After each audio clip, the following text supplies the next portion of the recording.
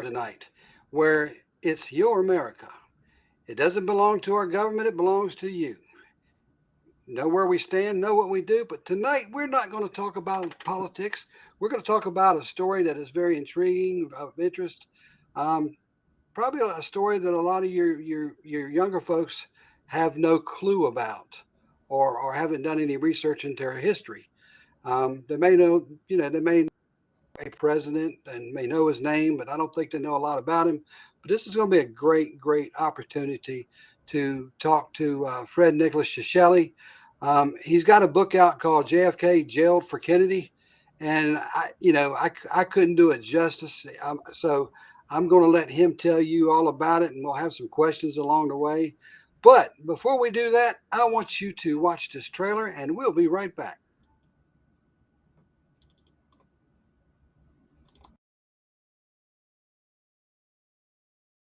All this began the moment Fred Shisheli came home from the 4th grade to see his mother crying about the death of the president. Unknowingly, his life would change forever.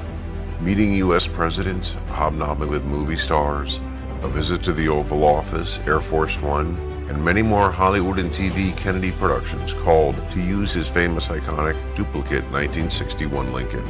The collection also landed Mr. Shisheli in jail for a year, serving a contempt of court charge for refusing to hand over 100% of his collection. This book will tell a journey through time.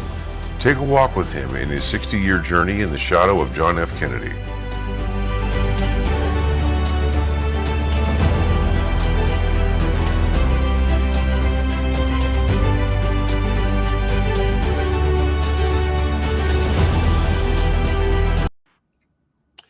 And Fred, welcome to the show. It is an honor and a pleasure to have you here.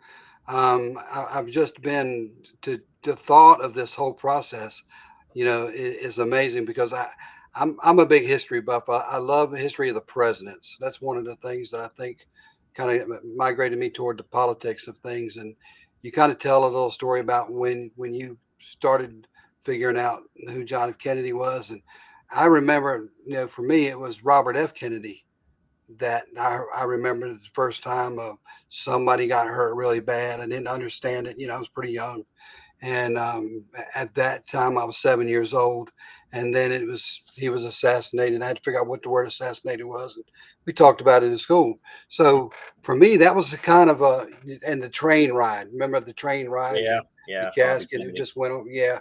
So I remember that just like it was yesterday.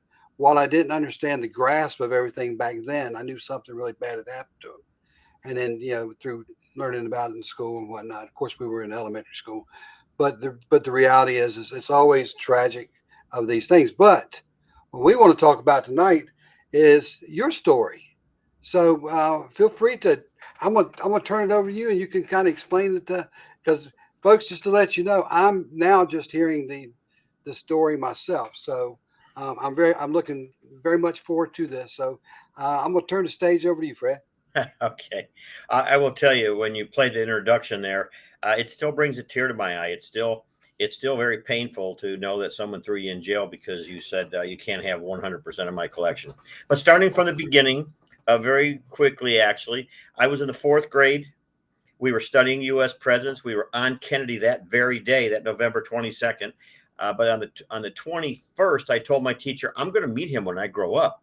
I never knew what a president was until that day before.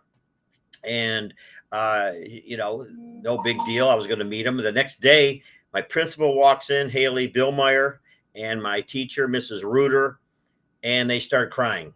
Well, I never saw on a 12-year-old kid, 9-year-old kid, I never saw anybody cry before. I never saw an adult cry. Okay. And I was wondering what happened. Teachers don't cry, policemen don't cry, people like that you look up to back then. She walked right up to me and said, "You'll never meet him." And I said, "Who?" She said, "The president has had an accident. He's dead. You're excused. Everybody go home." So I went home on the bus. Everybody else is doing spitwads. They're having a good time hanging out the windows. And I remember looking out the window feeling the word depressed for the first time in my life, but I didn't know why. I didn't understand my feelings. The crying kind of bothered me. So when I finally got home, there was my mother bawling her eyes out. Never saw my mother cry in my life. My dad came home from Ford Motor Company. He was glassy-eyed. I asked my mom, what's wrong? And she said, the president's dead. And I said, yeah, I heard that. And she said, I loved him. I go, what do you mean you loved him? She says, President Kennedy was like a son to me. What do you mean? And she said, he was like a son to every mother. She cried so hard. That night I made her a scrapbook. I went and bought newspapers, and I still have that scrapbook today. My mother was my biggest fan. My mother connected me with things when she saw in the paper or the TV show. Hey, there's something on Kennedy tonight. I can't explain. My mother was my greatest fan. Ironically, in November of 2013, a day before the 50th anniversary, my biggest fan, my mom, went to the grocery store. I told her on Wednesday, Ma, would you go to the grocery store and buy me 2 newspapers? I'm going to be on the front page for November 22nd. Well, it'll be on for Thursday. She said, you usually want 10. I said, just give me 2. She said, okay.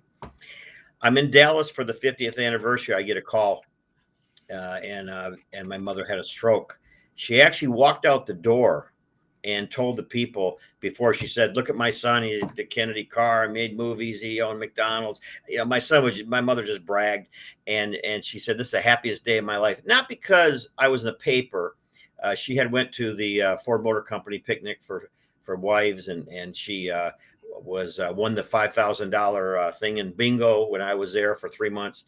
And she went to her car, and she had a stroke in her car. And there were the 2 newspapers in the car. That's where it all began.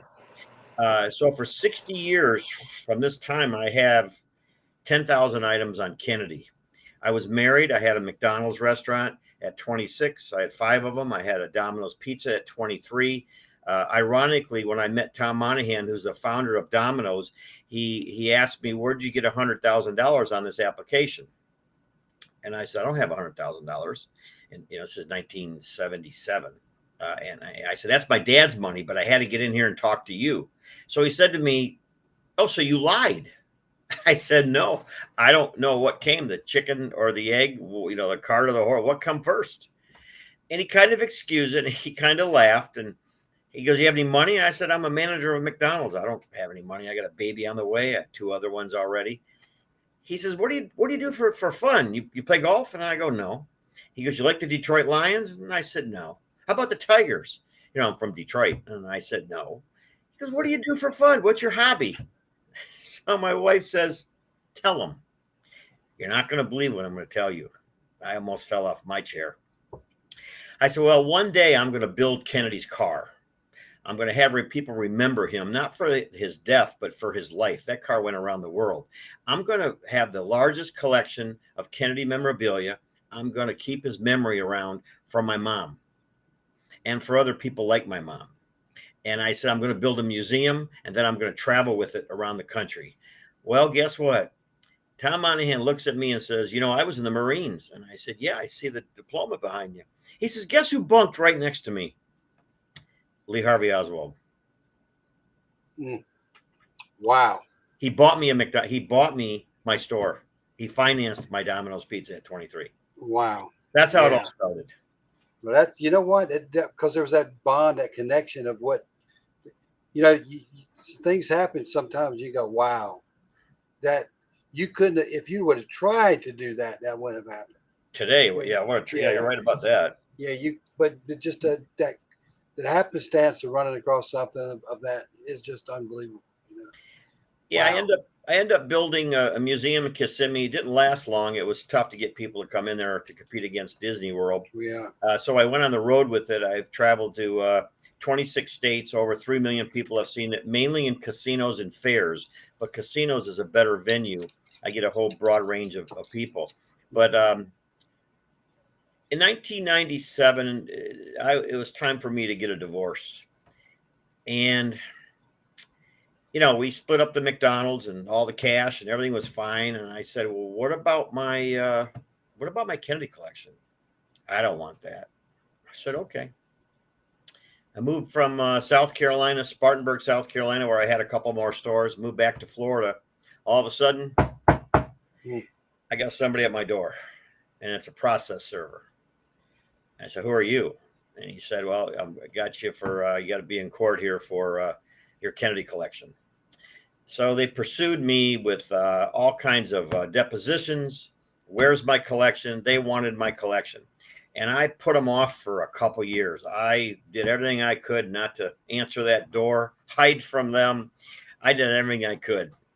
So finally, one day, I look outside and there's two SWAT team guys out there, almost like they do, with Yeah. political people. Okay. Yeah. Recently. Yeah. Go ahead. Yeah. And guy knocks at my door and he goes, are you Fred Shisheli? And I said, yeah. I go, come on in.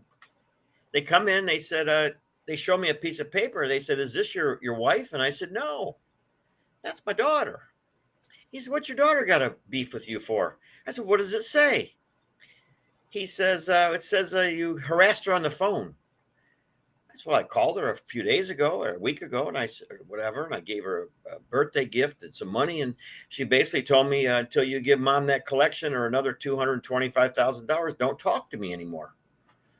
And I said, okay, and we hung up. That's harassment. He says, listen, I got to take you in. I go, take me in where?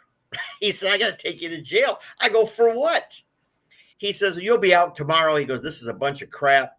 If this happened here in Florida, we would call you and say, stop. There's no proof. I said, okay. Well, I didn't get out for a year. I didn't come home for an entire year. I was sitting in jail for about a month, and they wouldn't let me go because the charge for contempt was holding me in. The charge for the jail thing, for that phone thing, was not a problem, but I couldn't get out for the contempt. So I did not know it then. You're a police officer. I did not know that I would not be extradited on a so-called misdemeanor. Mm-hmm. I didn't know that. Well, I said, you know what? Take me back in a police car. I won't go back in a wagon or whatever. You take me back in a police car. Let's get this settled, because I had another Domino's pizza purchased in California. It was ready to go. It was almost done. And I said, well, let's go get this over with. I've been handing out Happy Meals for 25 years since I was 15. Mm-hmm. So let's just go get this over with. When I got there, I was in handcuffs and shackles and going through the jail, not the jail, but the courthouse. They handed me the contempt. Are you Fred Shisheli? I said, last time I looked. And they dropped the charge on the phone because there was nothing there. Mm-hmm. So, by the way, I got the judge, Georgia V. Anderson, and I got the attorney, Grace Dunbar. Now she's Judge Knie, Knie. She's now a judge. I got them all in trouble for conspiracy. I wrote letters, good letters. I got them all in trouble for what they did because they used a crime, a potential crime, to get me on a civil matter, which you know what that is. Oh yeah. Oh yeah. That's just not. I mean, well, heck, they're doing it now with the politicians. So I mean, it's just it's dirty pool. It to do something like that, it compromises their integrity, because they lost their integrity on that. Once you lose it, you don't get it back. Yeah. Integrity is the only thing you can you have to give away. Nobody can take it from you, and they gave it away. My attorneys, I had 3 of them, went through a lot of money, went three of them, and I started reading the Rules of Court, South Carolina, and the Rules of Court, U.S. So I figured out kind of what was doing. People were kind of showing me what to do, and it turned out that I asked the lawyer once, because they did put me in jail for a weekend when I was still in South Carolina. They wanted my collection, and I said, "Let me out. I'll bring it to you." Well, I didn't bring it to them, so I said, "Isn't that double jeopardy? Is that what it's called?" Yeah. And they said, and I said, you got to get me out of here. And he said, oh, I can't get you out of here. It doesn't work in a family matter, in family court, which was a lie. Even my lawyer lied to me. So anyway, I go to jail, and they run me in, and when I went to court, how the court thing came up was I was actually in a courtroom for 5 days. And the judge said to me, Mr. Shisheli, I want 100% of your Kennedy collection. I said, Your Honor, I gave her $300,000 or $400,000. We sold my McDonald's, houses, everything else. Why do I have to give you 100% of my collection? That's not fair to me. And she said, who said I have to be fair? And I said, Your Honor, Judge Anderson, It's your fiduciary duty. Nothing about duty to split. And she says, well, I either want you or I want that collection. And I said, what do you mean by that? She goes, I'll put you in jail. So I sat there for a minute with my attorney and I didn't know what to do, whatever. And she said to me, I'm going to so order you for 1 year in jail, no more than 1 day and 1 year in the county jail in Spartanburg, South Carolina. I know I am treading on thin ice. I've conferred with other judges. I don't know what the hell that meant. You're going to jail. I hereby order you to jail. Now, this is the funny part about it. I put on my Clint Eastwood confidence face. Okay. I had the Clint Eastwood, face on, but inside I was a cream puff. I looked at that judge and I said, okay, because you're never getting my collection. She said, do you want to go to jail? I said, Your Honor, I'm not even going to answer that question, but here's how I will answer it. I'm kind of hungry. Do they serve dinner? Oh, Lord. Yeah, you poked the bear. You poked the bear. Oh, Lord. Yeah, that'll do it every day of the week. Yep. Let me tell you about jail. Yeah. I thought the guards were psychopaths. I mean, they talked to you like you were just dirt. It was unbelievable. I got to know all the guards at 3 or 4 pods I was transferred to. I was in with criminals, arsonists. I was in with somebody who threatened Chelsea Clinton, who was sleeping on the floor one day. We were overcrowded. There were fights in there. And I was kind of bored, obviously, in there. I was out of my element. And I said to the guard, I said, hey, is there any way I can help you guys in your food service deal? And he said, what do you mean? I said, well, I had McDonald's restaurants. We have an hour to eat. You guys aren't done feeding us guys until like 55 minutes. Some guys only got 5 minutes to eat. I'll make you a deal. If you put me in charge of your food service, I'll get these guys done in 35 minutes, but I want to eat all the food I want. And the 3 people I'm going to pick to help me, I want them to eat all the food I want. He said, you're kidding. I said, go talk to the chief. Comes back. He says, you got it. So the first guy, I said, the only thing I want you to do is I want you to fill the ice cups. That's all I want you to do. I don't want these trays to get empty. He says, okay, what about you? I want you to fill it with iced sweet tea. That's all I want you to do. How about you? I want you to take it from the container and hand it out. And he asked me, well, what are you going to do? I said, I'm going to watch you. I'm not going to do anything. He goes, that's not fair. I said, I'm getting you guys all you want to eat. After that, we had that going. Yeah. And so, Well, you know what? And see, you had a system. You figured out a system, and everybody else was kind of, they're in there playing ping pong, and you're out there playing basketball. You're not. It's a whole different game. I mean, but yes, if the food industry and McDonald's has always been the one that gets it to you, and now Chick-fil-A, look at all them. They probably got the best setup drive-through best than in anybody.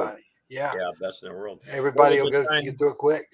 There was a time too that I noticed these guys were going through nicotine withdrawal. Well, I had money coming in every month. I had my friend from my bank account sending me $100 a month. So I said, I told the guys, you go in there at canteen. I said, give me a couple packs of cigarettes. And the guy said, you don't smoke. I said, I know I don't, but just give me a pack of cigarettes, a couple packs. So what I would do was I said to the guy, look, I'll give you 3 cigarettes tomorrow morning for your breakfast. Then this is before the, it took me a while, 6 months, I think, 5 or 6 months to figure out how to get that deal going with the food. So This was before that. And they would say, well, 3 cigarettes, that's not enough. I said, no problem. There's 68 guys in here. They'll take 3 cigarettes. No. Okay. So here I am sitting next to that person. And they wouldn't, when the guard turned around, you'll love this being a police officer, and you've been in jails before. Oh yeah. I worked them before. You've seen that. You've watched them. So we would switch trays and I handed them cigarettes and I ate well the first 5 months also. But it sounds funny now, but believe me, it was tough. It was tough for me as a businessman, a family man. I'd never been in a courtroom in my life. It was the first time even being in a courtroom, and a judge sends me to jail for an entire year. And that, it's sad because back then well, even now, I've seen judges send people upstairs. Well, I say upstairs, but I started out my profession in the jail, working the jail. I got sued one time, and it was a pitiful lawsuit. But I got sued twice. I had had an inmate in there, and he was just most hateful, arrogant, sarcastic. You're gonna do what I tell you to do, or life's gonna be miserable, and I'm gonna be miserable. And so I walked by there one day, and it was kind of in the evening, time to bed. Everybody had to go to bed, and we're shutting everything down. And he says to me, "I'm a diabetic. Um, give me a Snicker." And I was like, "What? Give you a Snicker? What do you mean, give you a Snicker?" He said, "Yeah, give me a Snicker." And I'm like, he says, the Snickers. I need some Snickers. I said, "Well, hold on, I'll be right back." I walked to the end of the hall area. I said, "Okay, I'll be right." I come back. I said, "Here, come here." He goes, "Yeah, you got them." I said, "Yeah." And I walked off. So I had to give him a snicker. Well, next thing I know, I'm getting a letter from the county attorney saying I'm being sued by this guy because I kept him from getting any candy and it caused his diabetes to act up. And it was very difficult for him to sleep that night because I didn't give him. Unbelievable. And I was like, "You got to be kidding." So I went through that whole process, but it was like, and of course, it didn't even make it through summary judgment. They kicked it out, and there was another. So, when I look back at some of those suits, they were all silly suits. There was nothing to them. Yeah. But, government, and it gets back to the same thing with government, just like the presidency we were talking earlier.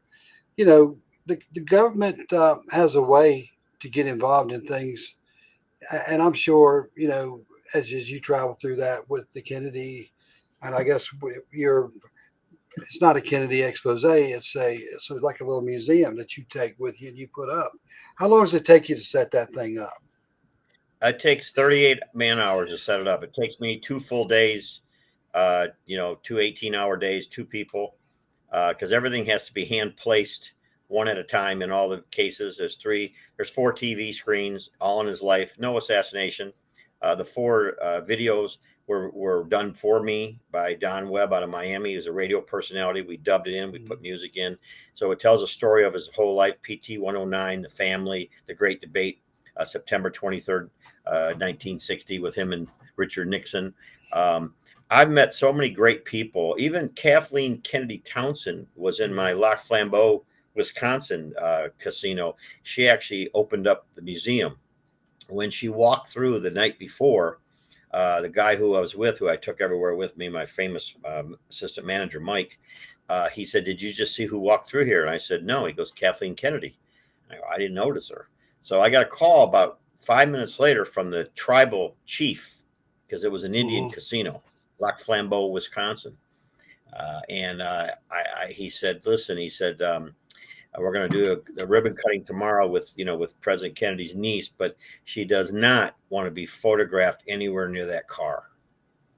And I can understand the sensitivity of that. That was Right, his death trap, actually.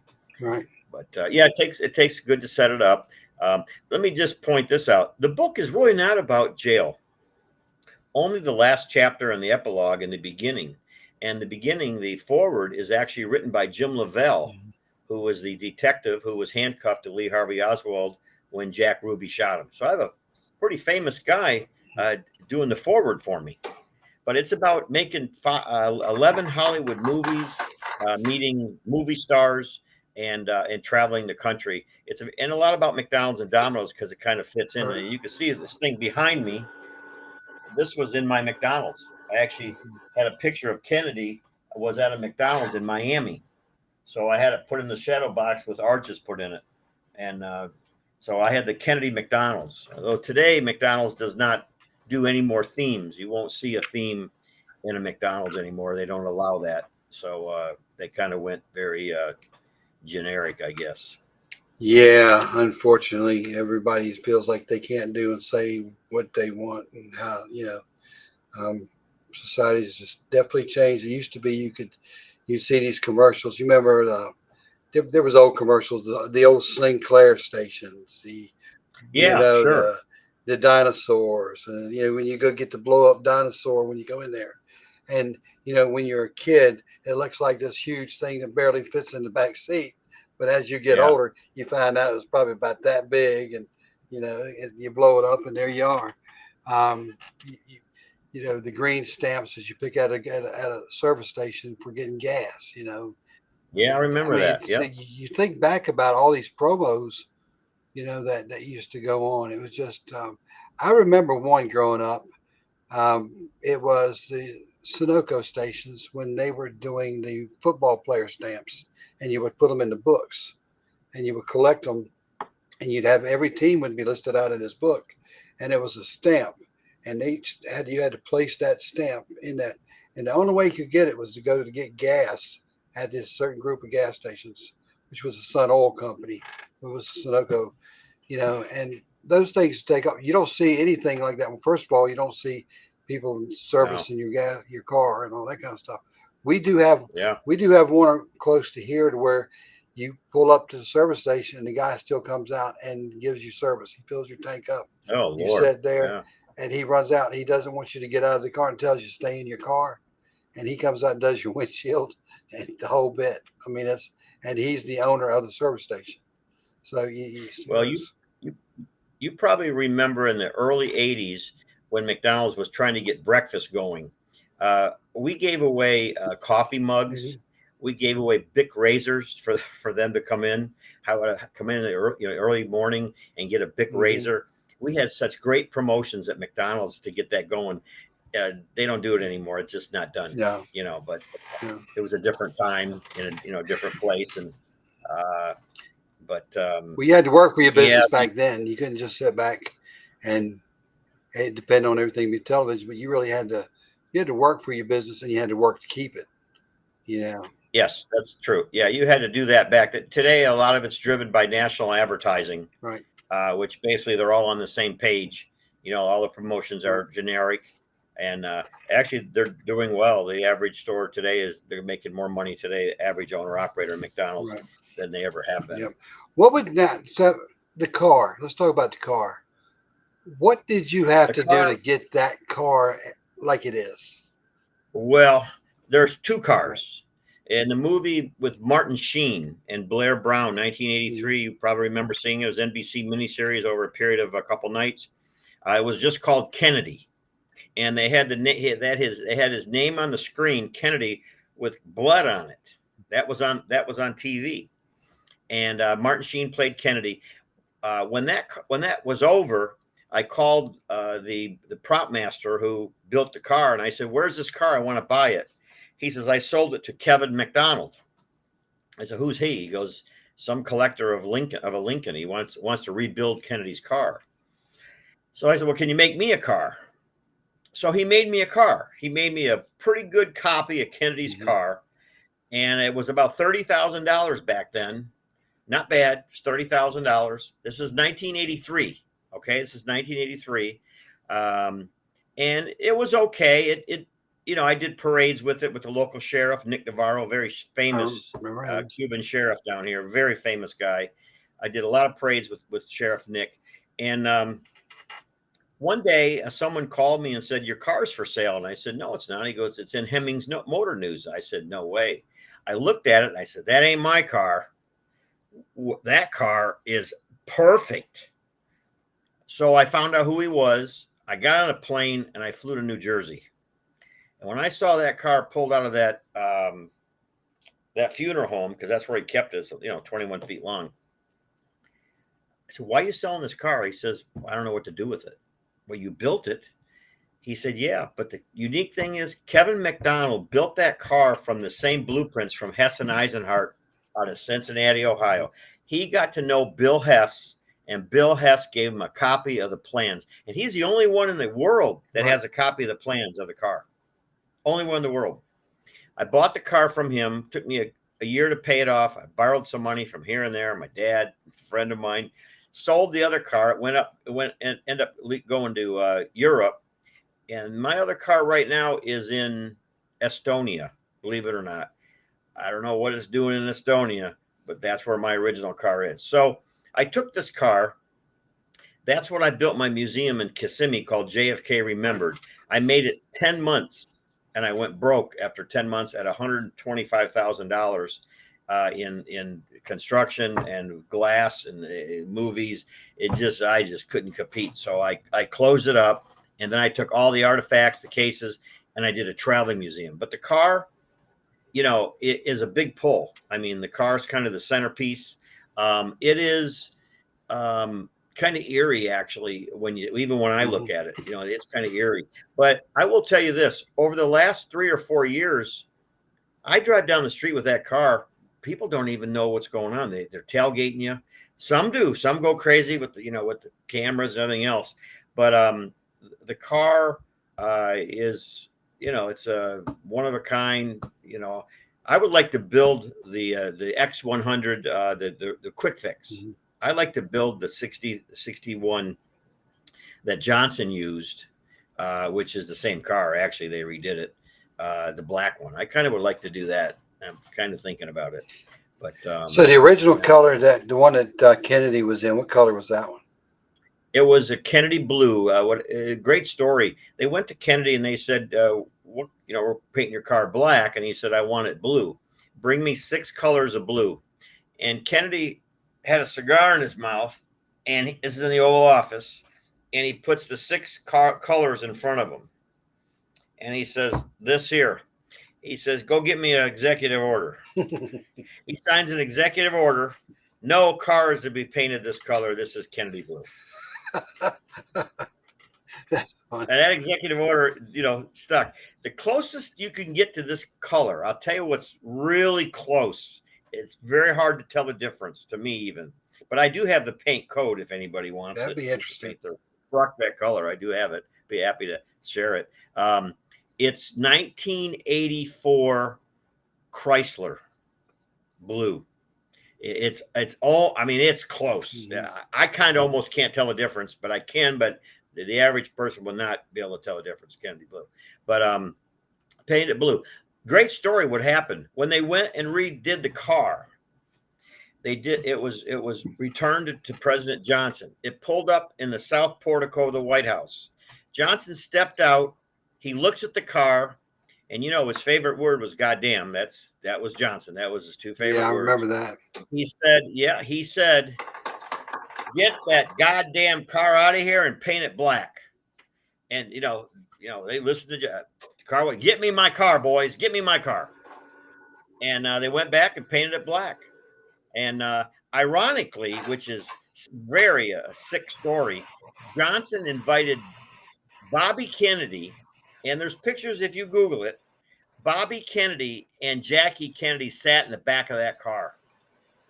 Okay, Johnson knew that car was Kennedy's car. Johnson knew, but Jackie and Robert Kennedy thought it was just another Lincoln. It was black. It was a little different inside, not much different. Okay, so it must be another car. They didn't give it a bat and eyelash. And Johnson, Johnson knew, Bobby, this is where your brother got killed. Yeah, that's kind of well, from all accounts I've heard that he was a jackass. LBJ was a jackass from day one, and then all the things he supposedly done because of a civil rights movement. When you go back, had nothing to do with the civil rights and everything about owning people and having people come to you, kind of like the concept of the New Deal. Once you feed people and you do things, they feel like they can't break away from it, and now they're going to keep coming back, and then you get them to do what you want. That's kind of the. But he was the ring bearer of that kind of behavior. He was a pig. Yeah. You mentioned about the car. I'm going to tell you a story that I don't know if anybody believes it, but this story would only be told to me, would not be told to anybody else. In I was in Texas doing a rodeo show with the Kennedy exhibit. It was just a 7-day show. And, we're all set up and ready to go, and it's open, and, there's the car sitting there. And there's this guy walking through, and he's staring at it. And he's got really gray, bushy hair, kind of long, kind of disheveled guy. And he kept looking at me and he kept looking at the car. And, I'm like, well, this is going to be a good one. So he walks around, he sits down, and he has a book of pictures. Now, the car wasn't in the picture. And he's showing me that he was with the CIA. And what he tells me at the end of the story was unbelievable. Now, he's showing me his ID. You could tell it's old, it's chipped. I mean, this guy was the real McCoy. There's no question about it. And I said, are you still in the CIA? He goes, well, you never really leave. And I asked him what he did.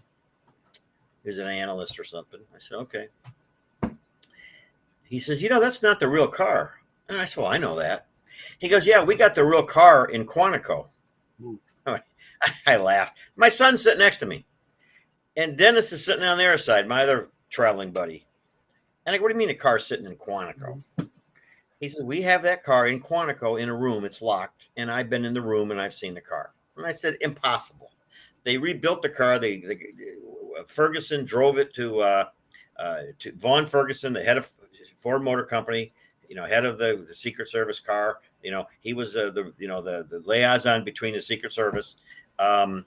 He drove the car. He goes, yeah. But that car they rebuilt was not Kennedy's car. I said, okay. Never thought nothing of it. I left the show. 30 years later, let's forward to 2017-18. I have my car parked backwards. It can't be parked towards the car coming. The Secret Service told me to park the car the other way, so they think you're going to ram parade. So I parked backwards. So I'm along the curb. I'm just jump the curb with the car. I've got the bubble top off. The flags are on it. Music's playing. President Trump wasn't there yet. That you have several vehicles come before the president. Right. Yeah. Okay. Yeah. And a black SUV pulls up, rolls down his window, and he goes like this to me. I go, yeah, okay. He goes, how you doing? I go, fine. He said, I know it's not the real car, but we admire it at every parade you go to. And he tells me some people who saw it, and I said, okay. He goes, we got the real car in Quantico. And I said, what? He says, yeah, it's in a locked room. It's in Quantico. I have seen it. No, it's in Dearborn. He goes, that's not the real car in Dearborn. And I said, next time I go there, I'm checking the VIN number. He said, I'm telling you, we have the car in Quantico. And I looked at him and I said, you're the second person in 35 years since 1988, 90 that told me this. And he goes, well, I'm just telling you, we got the car. And he drove away. Now, I didn't imagine this. I didn't have a dream of this. I didn't make up the story. This happened. Right. Now, I don't know what they're talking about. They have something in Quantico. I've talked to a Secret Service agent. I don't know if he's no, he wasn't Secret Service. He was FBI. And he said, I've been to Quantico. There's no car there. I said, well, maybe you've been there, but there's something there. Now, when I went and visited Randy Mason, who was the curator of the library in Henry Ford Museum, now it's called the Henry Ford now. Right. I said, do you mind if I go sit in the car? He goes, we know who you are. We've been seeing all your stuff for years. Yeah, go ahead. I could go in the car. He said, yes, you can. My mother, my father, and my son were the only people with me. Wife had never interested in Kennedy. She didn't like the guy for her own reasons. And so I sat in the car, and Randy Mason came by and he goes, you like it? And I said, yeah, I'm trying to figure out what I can lift from the car, but there's nothing to take. And he laughed, and I said, so what's the deal with this car? He says, the Secret Service comes here once a year and they say nothing, but they sit in the car. A group of them sit in the car and do nothing. They just sit in the car. And I said, why? He said, they won't tell me. I don't ask, but they say our annual visit, they're all new recruits and they sit in that car. And the only thing I can think is we discuss is probably something psychological. Yeah. That we lost the president in this car and this is how fast you have to react. And that 2 seconds you did not react, he lost his life. So you need to react. There's no thinking involved. Yeah. And that's what I think happened at that I meeting. think it's to me it would be a very quiet, somber time to reflect of the Yeah. significance of the car, and that to me it would be at the end of the day the only thing that survived it was the car itself that tells the Yeah. story. Yeah. So I think it's like this is the last. This was the death carriage that carried the last president that was assassinated. I'll tell you what's the most valuable thing to me beside the car. The car is not my number one valuable item. Mhm. The number one valuable item is President Kennedy's old brown jewelry box that his father gave to him in 1946 when he became a congressman. Mhm. And it has the family crest on it. Okay, and you open it up, and all his jewelry is in there. His black onyx cufflinks, his Christian Dior, his Tiger Eye, Jackie Kennedy's bracelets in there, a holy water bottle. His scapula is in there, Catholic. The Secret Service pin is in there. It was a triangle with a yellow triangle with a black dot. That was for one of the towns he was in because they wear different pins to identify each other. But Marty Underwood, who was a friend of, obviously worked with Kennedy as a advance man. I went to visit Marty, and he has this jewelry box, and he got it specifically for me from Kennedy's appointment secretary, O'Donnell. He was dead, but the wife was alive. And he said, I want to help you build the collection, and I've talked her into selling this stuff to you. The jewelry box was taken to the LBJ ranch that day. He was going to stay there, and he was going to go quail hunting with Vice President Johnson. He was going to leave Sunday. Well, he went quail hunting once with him and rabbit hunting once with him during the campaign. And it's a fascinating story. When they went out there, there was a rabbit. And Johnson said, Jack, shoot it. Jack, shoot. Jack, shoot. Pull it. Jack, shoot. And he kills the rabbit. Kennedy walked up to the dead rabbit. Remember, he had a rendezvous with death. That was his favorite poem. I have a rendezvous with death. Anybody knows Kennedy knows that. And he looked down at that rabbit, and he said, why did I kill this poor animal? And he walked away, visibly upset, walked fast back to the ranch.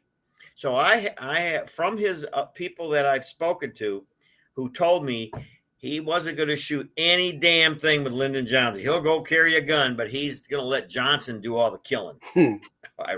Ironically, as that sounds, yeah, right? ironically, yeah. The sweater was packed, and then they packed the sweater, and it was given by Jackie to the president on his birthday on May 29th of 63.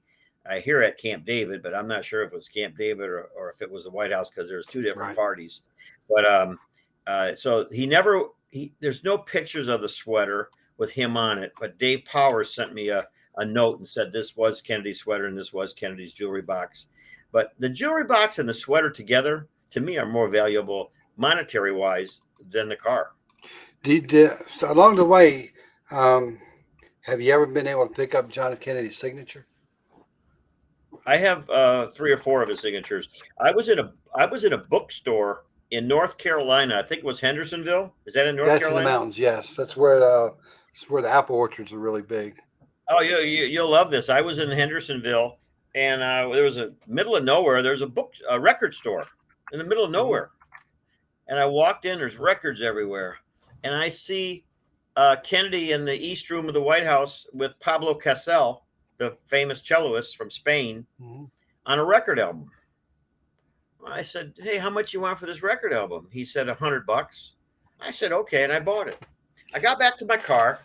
I opened it up, and there's a letter from the RCA Victor people, who the local guy, he was the vice president, a letter that he went, when they did this thing at the White House with Pablo Casal, Kennedy ordered 12 copies of the record.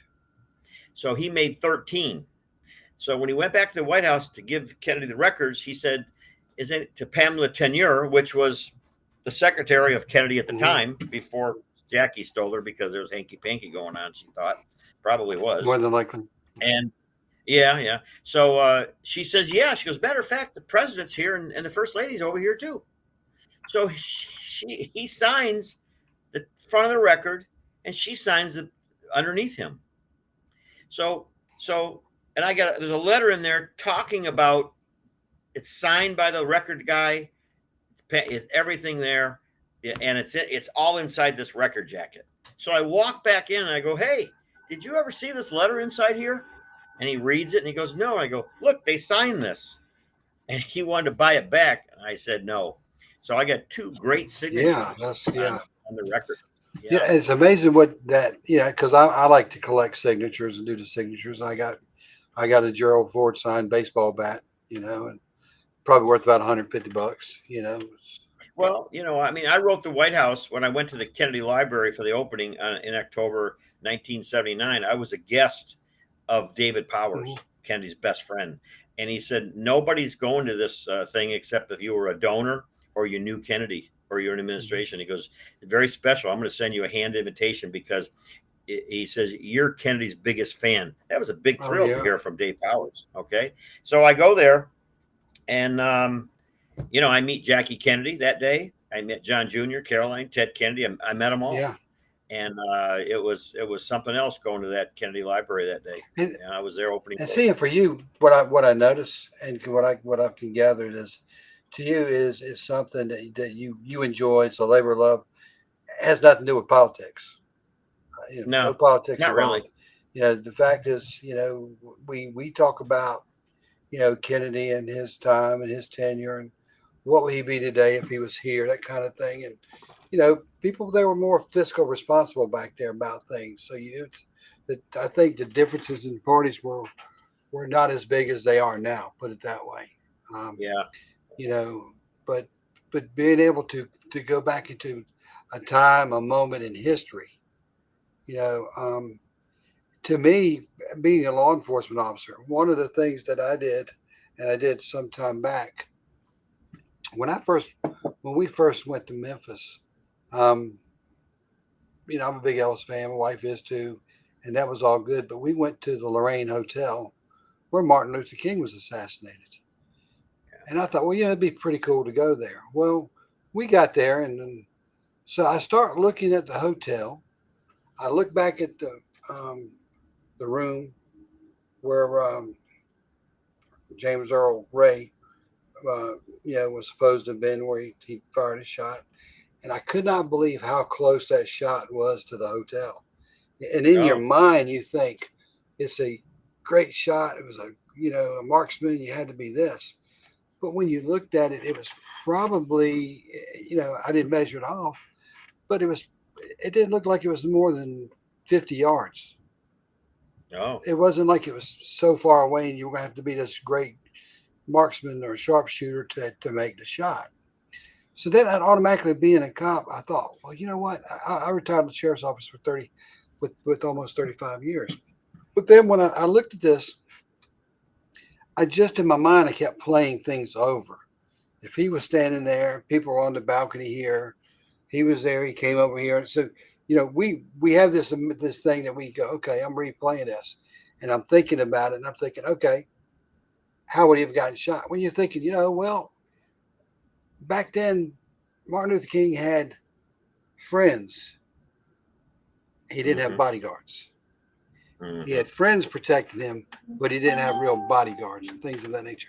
So you start piecing all these things together that you never really thought of, and you think, wow, yeah, that would be explained why this just happened to be the perfect nightmare. Everything matched up. Martin Luther King the night before was sick, had a fever of 103, 104. People didn't know that. He was supposed to go and he canceled going to the church that night. And then the preacher of the church he was going to called him up begging. I got a church full. I got to have you here. He went. They said he gave the best, talk that he ever gave. Well, then when all was said and done, he got up the next morning to get ready to go to the garbage union strike there in Memphis. And that's when he came out from his room, walked out onto the balcony, and that's when he was killed that morning. But he was still Yeah. sick, not feeling well. And I said, but I took all that. Well, here's why I say this. I got so wrapped up in trying to figure this out. My wife walked up to me and said, honey, are you ready to go yet? I said, yeah, give me a minute. She said, you've been standing here an hour and a half Oh, looking and watching, and people were looking at you going, what is he doing? And I did not realize that I got so entrenched in the crime itself, trying to figure out yeah, in my imagination how that played out back then with all the nuances yeah, around it, that it was very intriguing. And I thought, man, I don't understand. I didn't realize I stood there that long and was doing that. wow. And then I got in the car and she goes, you can't solve that crime now, right? I said, yeah, I know. I said, well, darn, I didn't realize I was standing there that long. But it's like for me, the investigations of things of this nature, when you're close to it. So I say that because when you look to me, if I'm at their car, I have to think about that moment you were talking about earlier, and it made me think about Yes, that where the agents had to go sit in the car. Well, I guess that yeah, was my moment of sitting in the yeah. car. That was your moment. So, and Yeah, it's made yeah, me you think were. of that. It says, and that's what kind of brought it up when I got thinking about it. So, yeah, it's always amazing, that everything. And when things happen, people tend to forget that these people were real people, and they had Yeah, personal lives, and they had those relationships. The things that Jackie may have done or said during all this process of what was going on. The fact that that your museum talks about John F. Kennedy, and I'm sure it probably shows some of the things from his political era. You know, the trials and the tribulations, short victories, no matter how short they were, for what he was trying to accomplish in his short term and things of that nature.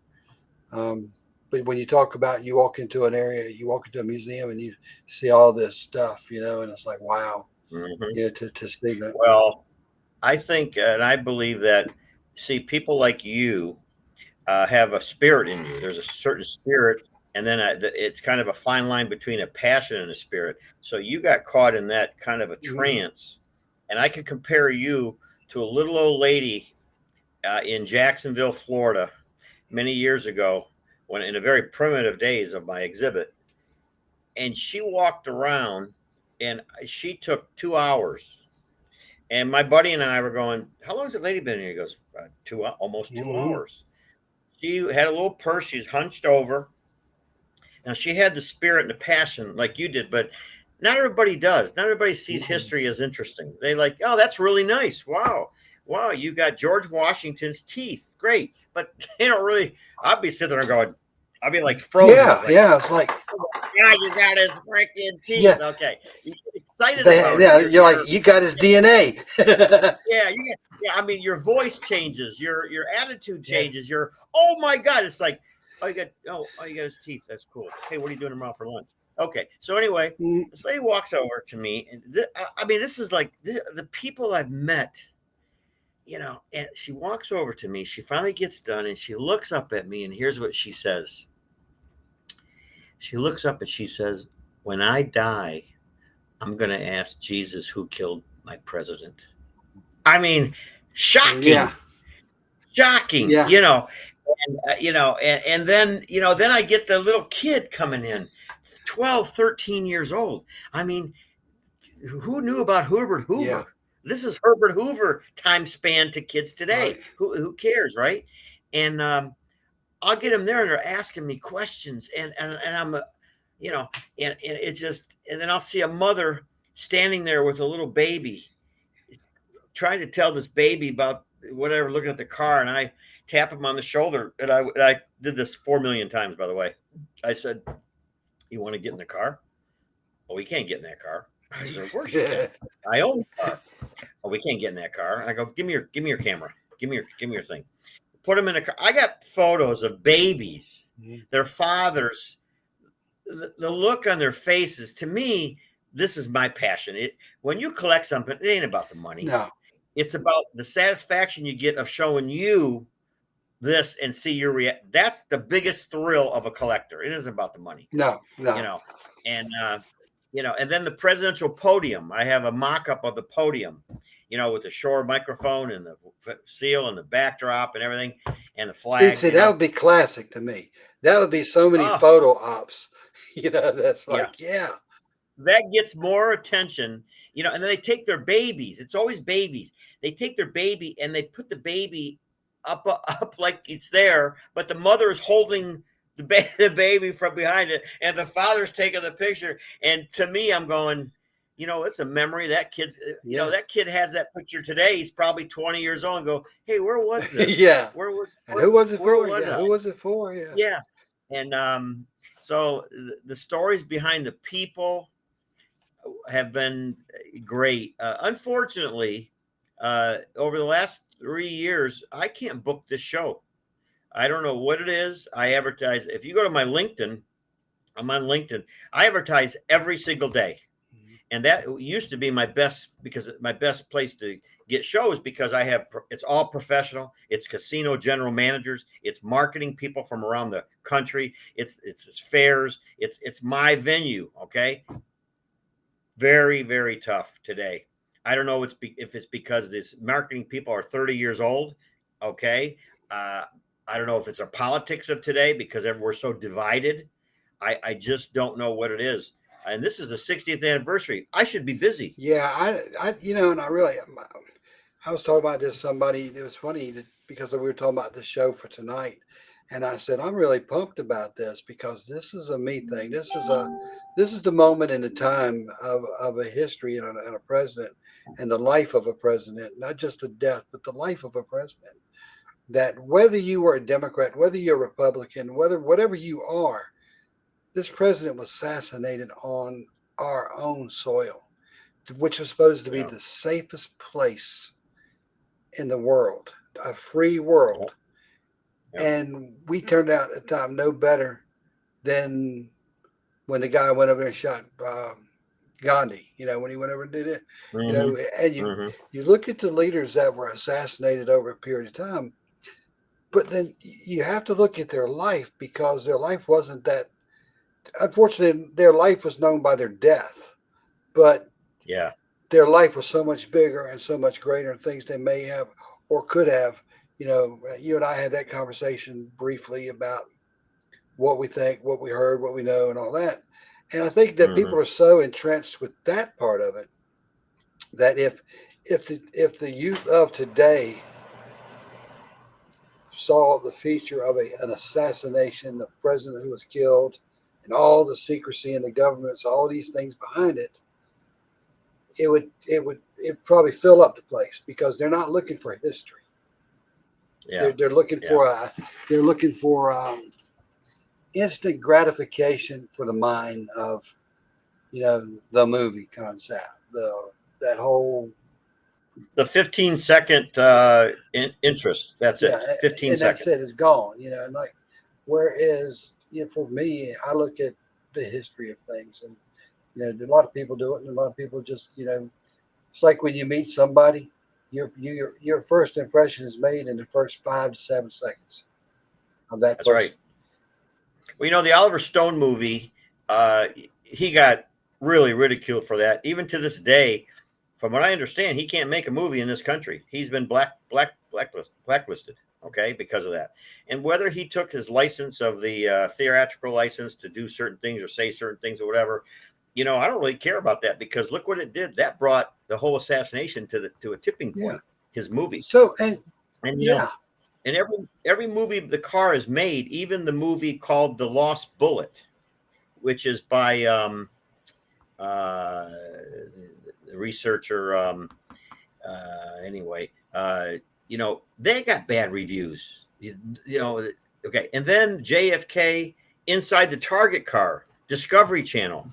These guys matched the bullet, what do you call it? The blood splatter, right, identical to the film, and they are ridiculed for that. Oh, it's terrible, it's junk, whatever. So I mean, I don't even do assassination stuff, because as soon as you disagree with somebody on this assassination, man, they get violent. Yeah, they don't like it. So I've always stayed away. And any show I've ever done, before I go on television, I say, hey, when you interview me or at the end of it, and you can say this when I'm not there or whatever, beginning or end, could you say that this exhibit is about the life of President Kennedy, not the day we lost him? And in every single case, that is what sold my Right, exhibit right, because they thought it was positive. right, You know what I mean? right. And I mean, I don't know. It's I want to go on a couple shows this year. I want to go somewhere. I want to be out there. The book is kind of my last tribute to him. Uh, I would like to be on the CBS Evening News with Nora O'Donnell on November 22nd, 2023, because she always has somebody special at the end of her show. And so does David Muir on Channel 7. I mean, on ABC. They both do. Always a positive story. Okay. And I want to be standing not in Dallas, Texas on November 22nd. Now, I don't want to be there. I want to be at the gravesite with the eternal flame behind me talking to Nora O'Donnell. True. That's kind of what I'm doing. So I'm in the process of sending her a book and seeing if we can do this. That'd for be them. pretty cool. That would be. Yeah, that'd be pretty cool. And and even a book, you don't make any money on a book. I'm gonna tell you right now. People are like, oh, you make me, you don't make any money in a book. It's a few bucks. I've got a book getting ready to come out, and I'm not looking for money as much as I am to tell the story in hopes that some child will pick it up and go, wow, I can be successful too. But another one is it's something that I want to leave to my family. And I don't have a huge family as far as I've got just my family. When you look at it, they're all gone pretty much. So Yeah. I'm very limited on what my family looks like. So I'm leaving the book probably for just a handful of people. But the reality is this: for me, it was my labor of love about my life, and I ended up in law enforcement, and how I was opposite of what my father was. Had I followed him, I would have been in prison, but I didn't end up in jail. I ended up on the other side of the law. I had the badge, he had the cuffs, So Okay. I mean, it was kind of the difference. That's interesting. Yeah, so I was totally different than he was, and I talk about it in the book. But my book is about not turning out because of something, turning out in Not turning out. right is turning out in spite of something. In spite of something. Because our fathers were a lot alike, because my father, he worked at Ford Motor Company. So when there was something going on at Ford for the family to visit the plant, I said, am I going to go? He goes, nope, you're never going to walk into a factory. I said, Dad, all my uncles work there. All my cousins work at Ford. I'm going to work at Ford Motor Company. He goes, no, you're not. I go, why not? He goes, because you're going to work with your brain. You're not going to work with your hands. You are never going to come to Ford. I go, okay. So, I never got to Ford Motor Company. So in 1977, and the book subtitle is JFK Jailed for Kennedy while owning Domino's and McDonald's franchises. So there's a subtitle to the book. So in 1977, when I walked into a Domino's pizza franchise and I was a McDonald's general manager, I walked in, I said, man, this is neat. And he go, yeah, they're starting to build Domino's pizzas. There's only like 400 in the country. Right. They're all in military bases and college campuses. There's none on the street, but he wants to put them on the street. I go, I gotta get one of these. I saw it immediately. Okay. So I went to my dad and I go, Dad, how much money you got in the bank? And he says, what do you mean? I said, I need to put this on an application for Domino's Pizzas. Well, I got one bank account worth $100,000. I go, how do you have $100,000? You only make $18,000 a year, $19,000 a year at Ford Motor Company. Well, my dad was a World War II vet. He was in a tank commander. He freed 4 concentration camps. One of his things he went on was with General Patton. And when he got back in 1945 from the war, in 1950, he built his own house for $5,000, 3-bedroom house. So he never had a house payment. So he drilled it to me for years, which I never listened to him till the end. Don't have a house payment. Pay off your house. You'll be richer than anybody on the block, because that's the biggest nut that it takes. So anyway, I said, well, can I put your name on here? Your bank account? He goes, yeah. You're not going to use it, are you? No. He says, well, this will make you work with your brain. And I didn't know. I didn't really listen to it. I didn't know what he meant. I said, okay. And that's how I told you the rest of the story. Tom Monahan our spirit and our passion that people like you and I have, and there's a lot of people that have it, but there's more that don't. Right. Okay, they're just concerned with their little life in front of them, and they don't really expand on. I've learned a lot from other people. I've learned a lot from other people by actually shutting up and listen to them, and and when I went in there, the spirit brought me to Tom Monahan, who bunked with Lee Harvey Yeah, and Oswald. I mean, come on, that's crazy. what's Yeah, the chances of that? yeah, Yeah. that's crazy. It's kind of like so. One of my next shows are going to be, like I said, Dean Nicopolis, where Dean was Elvis Presley's racquetball instructor, and Huh. Dean was in high school, and was like he was like number one in the country in racquetball back in the day, and so he was teaching Elvis how to play racquetball, and it was interesting because Dean got to see Elvis's girlfriend Linda Thompson, all the people that come and goes, but he's always been very guarded about anything he said because he's a very loyal friend to Elvis, and even in Elvis's death, he doesn't stand up and talk about anything that he talks about what he saw and what Elvis represented a lot while he was with him and everything they would do and Uh, the quiet trips to things they would talk about or sitting. How could you imagine sitting there in Graceland Mansion, which they called it a mansion back in the day, but to today's world, it's not, based on that. But it was very flamboyant back then and did change throughout the years. But can you imagine sitting there and Elvis Presley look at you and say, "Hey, go down and bring up the reel of the '68 special. I haven't seen that in years." And you sit there and you watch the Elvis comeback special from 1968, sitting next to the man as he's explaining to you what he was thinking and what he was feeling during that entire show. And when you saw Elvis 2022 this time, that was a mhm. moment. So that makes it even bigger. And you know, and just like I told, you know, and Dean recognizes that, hey, I was a very fortunate person to see the things and do the things, but he tells so many funny stories about his time with Elvis. He'll keep you in stitches that Elvis was a practical joker. Elvis did this, but he also was an adventurer. That he was wide open, full speed ahead, and consequences, are the consequences.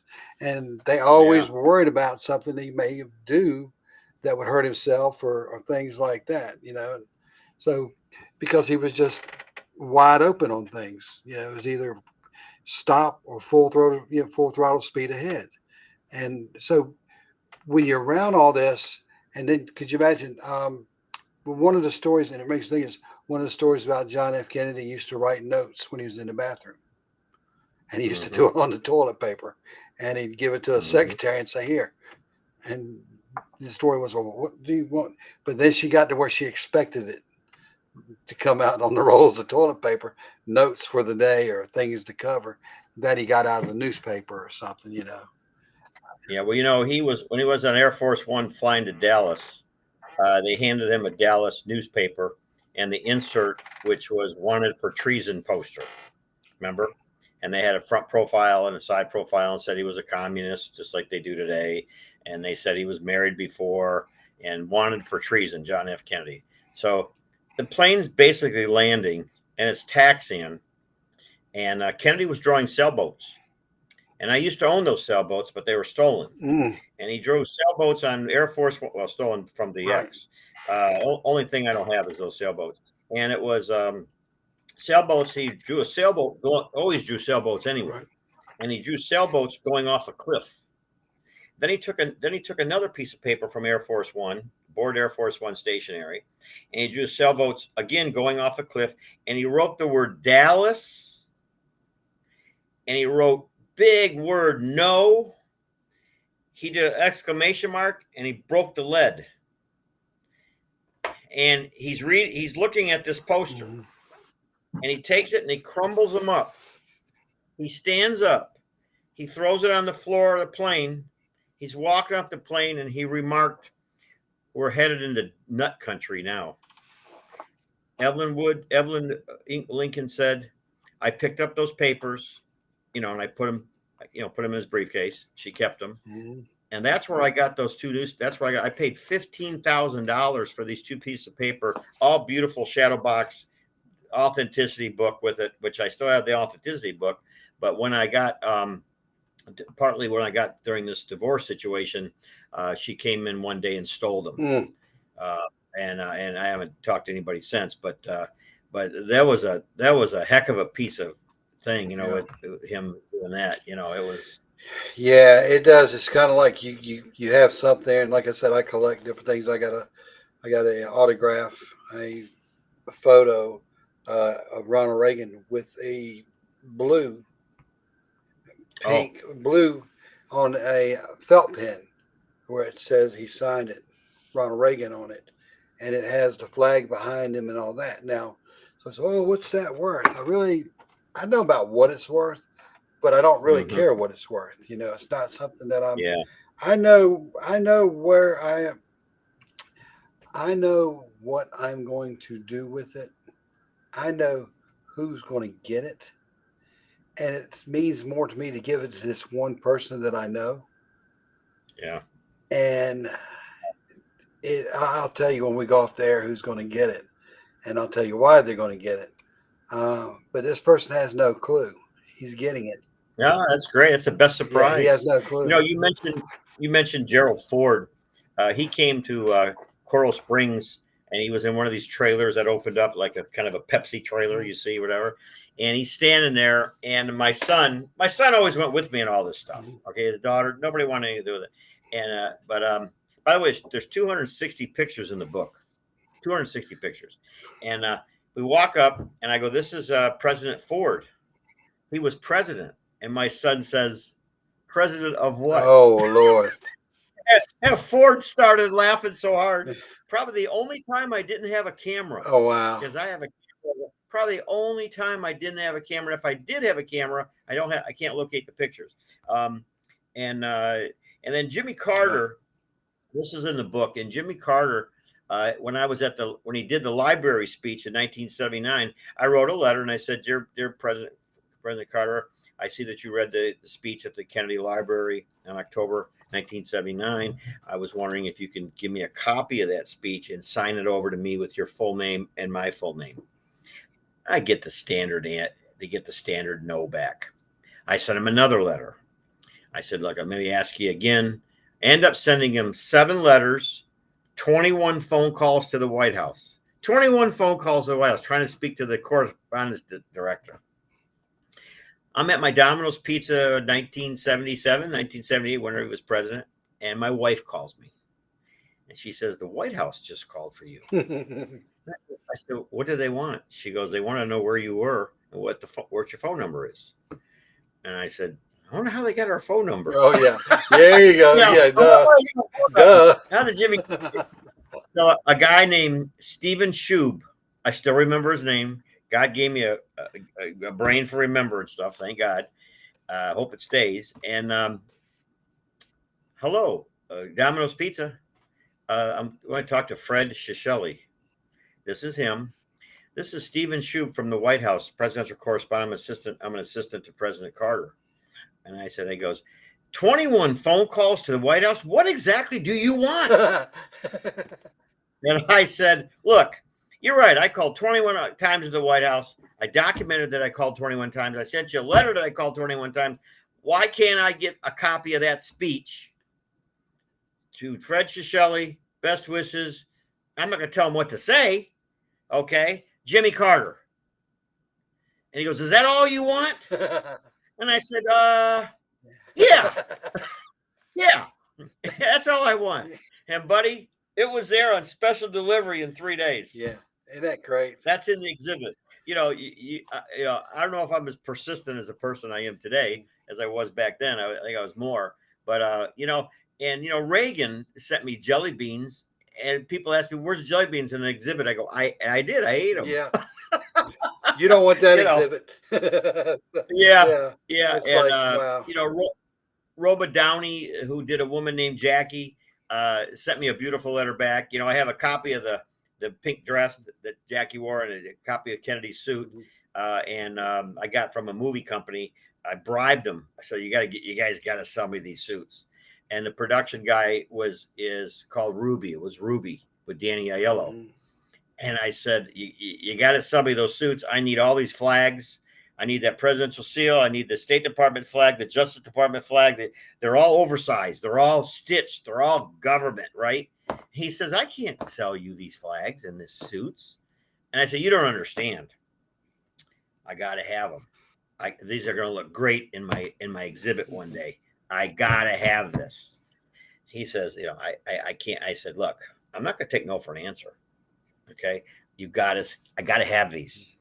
So I bugged him every day on the set. And Danny Aiello was great. I said, Danny, you got to get these people to give me this stuff, Danny. And he laughs. Danny Aiello was like talking to your brother. Okay. And so I always had an agreement when the car was shipped. I said, you have to call me rather. There's no text messaging back then. You have to send me you have to call me and say the car is on its way. When you close the car up, I need to know when it leaves. That's all I want to know. The minute it leaves. That's all I want to know. He goes, okay. So the director calls me up. He says, the car's on its way and everything you want is in the trunk. Oh, wow. How do you like it? And everything was in the trunk. And of course I sent him a check.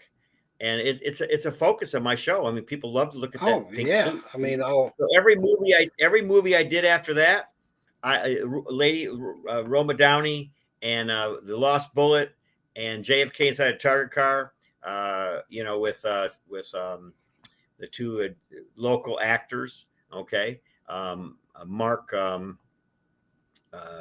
was who played JFK, and anyway. So, and Angela Blumberg played Jackie in those two movies.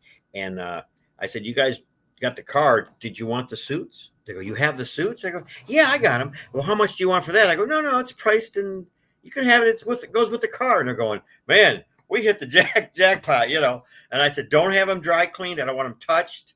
Just, you can go ahead and, do the. Set them as is. That's right.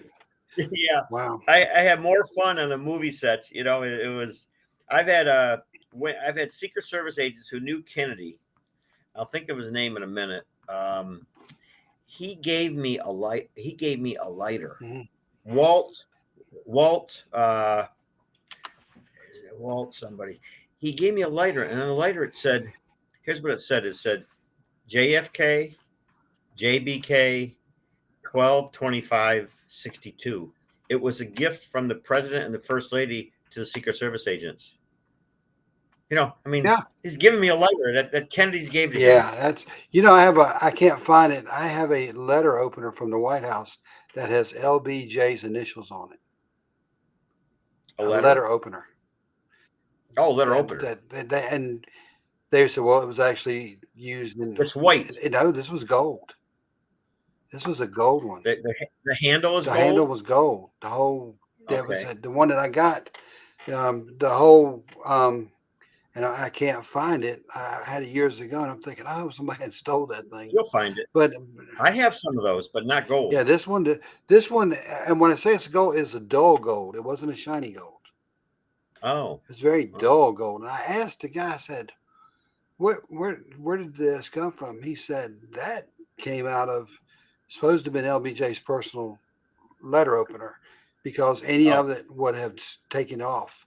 Would have, using a letter would have taken it off. So basically it was more of like a dull bronze gold looking color that supposedly was used. Now his secretary may have used it. I really don't know, but I had it and I thought, and I put it in a box somewhere, and I wanted to get somebody to look at it to see. One is when I got it many, many, many years ago, I was probably 20 years old, and I'm going to be 62 now. So I was going to have somebody look at it and tell me exactly, hey, was this really a letter opener, or was this just a prop from something else? I'm gonna, when we get off air or whatever, on email or whatever, I'll send you. I have about 45 pieces of jewelry from the LBJ White House, and Marty said LBJ, when he became president, he put his initials on everything. This had his initials on it. Underwear, he had everything, and I have nice presidential seal tie clips and Mhm. all. I mean, but I have that knife. I just for some reason thought the handle Yeah, was I white. would like, and it could, mine, and the last time I saw it was years and years ago, and I know I packed it in a box. And unfortunately, I have some boxes that I probably need to open that I haven't gone in many, many, many years. My wife is actually telling me we really need to go through the storage sheds that I have and start seeing Yeah, what I get have to in it. there. And because again, I've, things that don't mean, like I've got boxing gloves signed by Muhammad Ali, that's in a Hmm. glass case. I got a, you know, Yeah, Montana, Joe Montana autograph on a helmet, and I mean, plus he's got three of the championship Super Bowl tickets in there, that are shadow boxed up for me. So I got number three of 300 since he had three Super Bowls. I yeah, picked three of 300 instead of one of 300.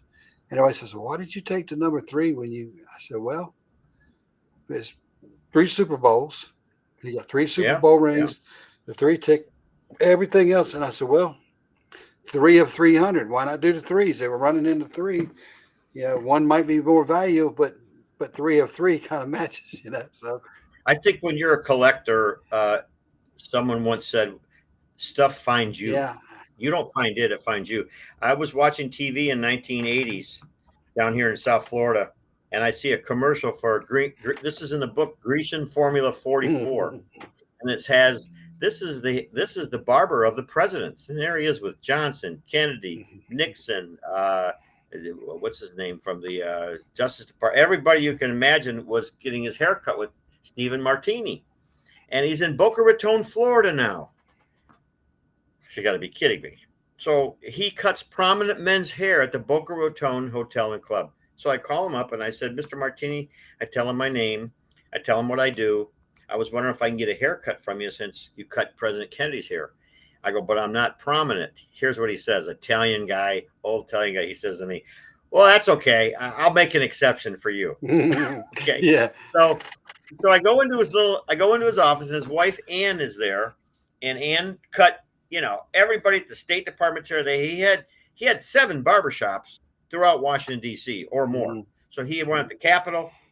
And he cut hair all around the Capitol, right? And he had one in the White House in the basement. So he cuts my hair, and I said, Steve, I said that photograph over there signed by Jackie and the president. That's worth about $30,000. He goes, it is? I said, yeah. And that one just for Jackie. I said he had them all beautifully framed. And who was the Chief Justice? Earl Warren. Earl, yeah. Earl The Warren The Warren Commission. Yeah, he's got his picture. He's got everybody you can think of is in there. And I said, do they lock this place up at night? That's just a simple little French door. He goes, well, yeah, of course they lock it. I said, Steve, you probably need to get stuff out of here or whatever, but you got a fortune sitting here. He says, yeah. And I says, you ever save Kennedy's hair? He said, well, I'll tell you something.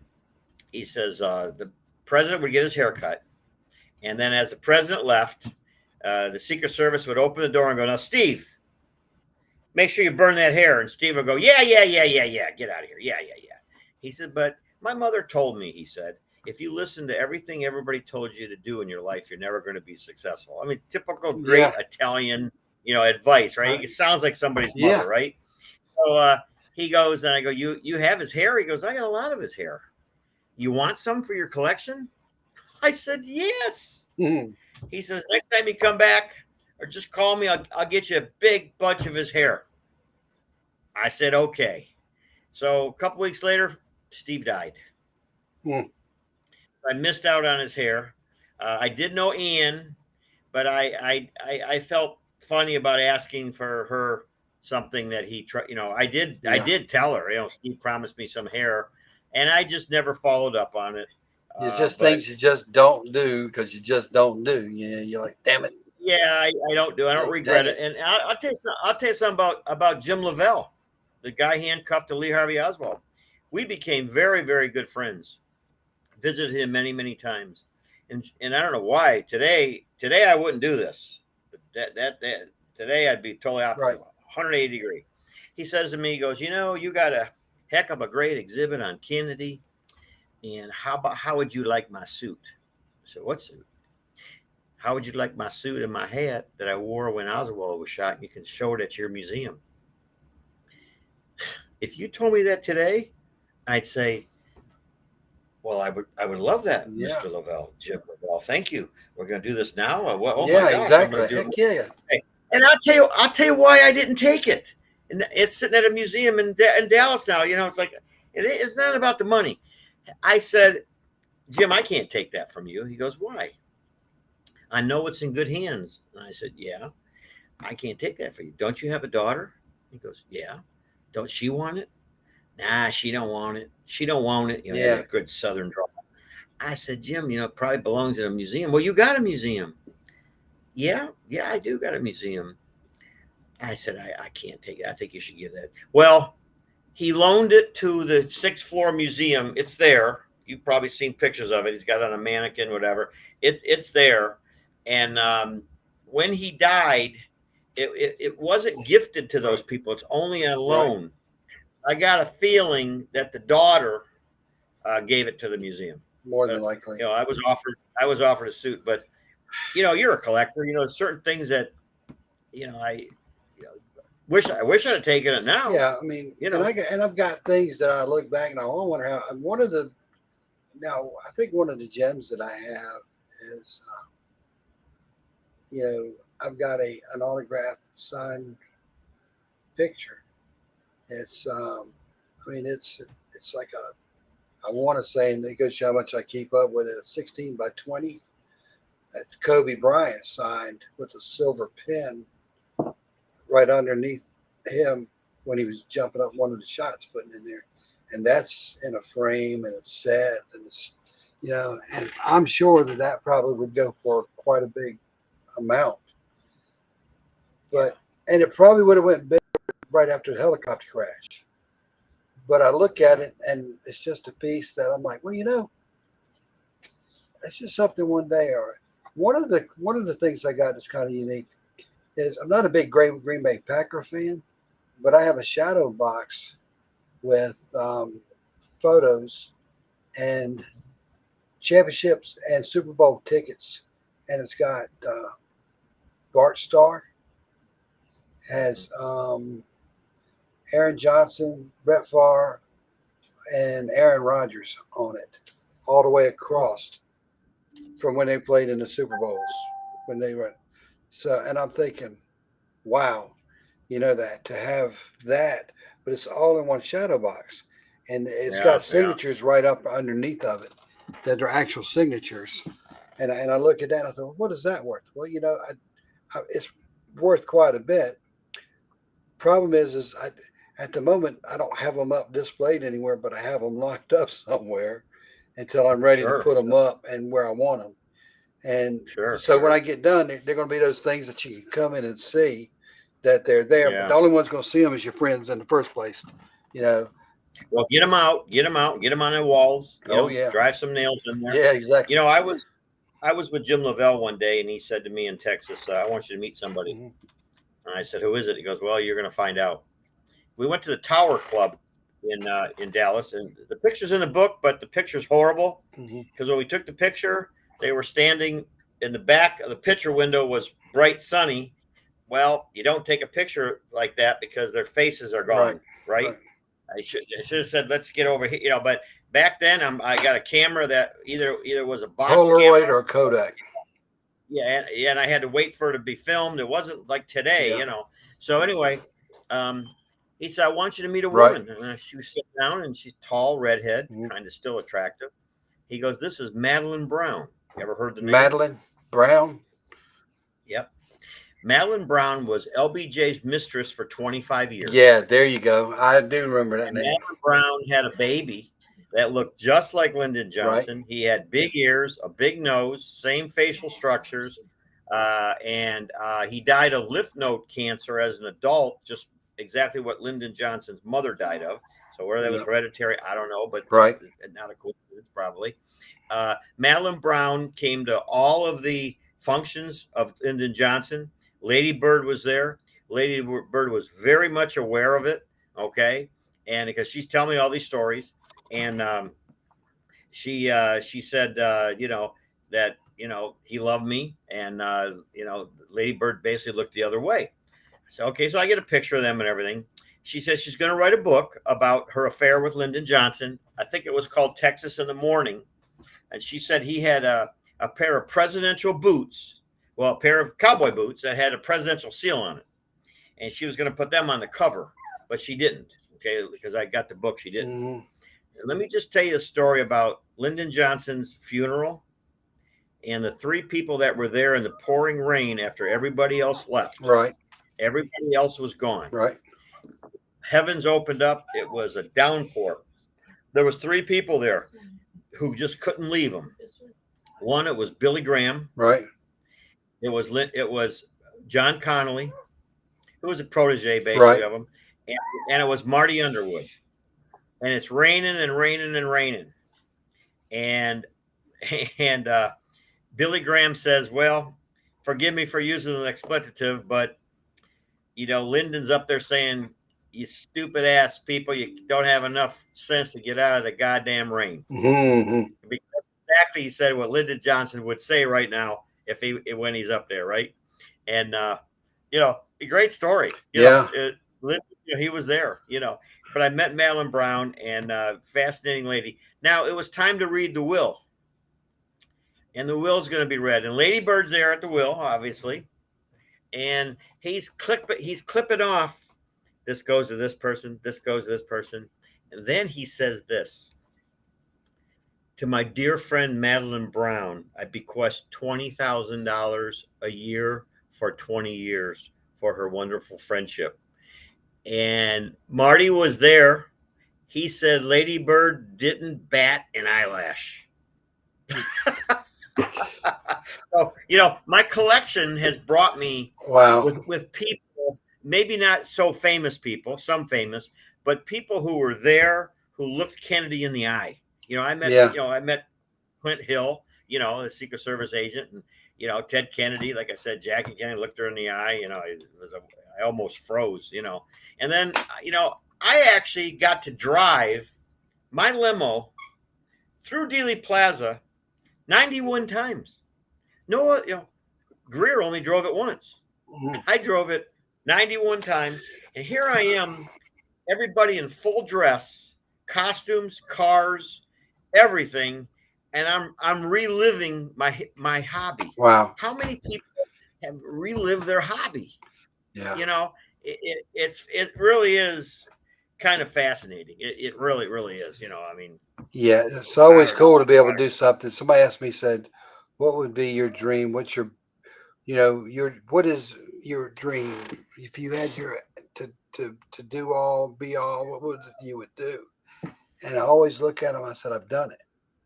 And they're like, You've done it. "What?" Yeah. I said, "I always dreamed of being a law enforcement officer, retiring, and knowing that I had a great career, with the utmost integrity and the whole bit." I said, "So I've done it." So I asked myself, "Is not what your dream is, but what's next?" It's not a, it became a passion for me because one, there was no big money in law enforcement, and law enforcement officers aren't there. They go, "Well, you guys, you signed on for it, and then you know what it's about, and if something happens, then you understood it." Well, no, we didn't sign on to see fellow officers get killed in the line of duty. We didn't sign off Yeah. to get killed. We, Right. that wasn't the bargain. Um, most of them, nobody signs on to be a police officer to get rich. Nobody signs on to miss your family birthdays and your Christmases and the nights at home. Nobody signs on for that. Sounds like fast food. Yeah, yeah. And fast food. We always hear about cops and donuts, right? Yeah. So my old standard joke is, well, you won't ever see me at a donut shop. I can promise you that. They got, well, you don't eat donuts? I said, no, I park in the back. So, Park in the back. but the reality is the concept of cops and donuts got started in Chicago many, many years ago, because at night the only thing that was open that a cop could get something to eat or drink was donut What's shop. a donut shop? So that's so Yeah. he naturally would be there. So it's like, what is he doing? He's eating donuts, and that kind of just stuck with the whole, and Yeah, makes sense. yeah, maybe, but they realizes that was the only place to get something to eat unless they brought it themselves.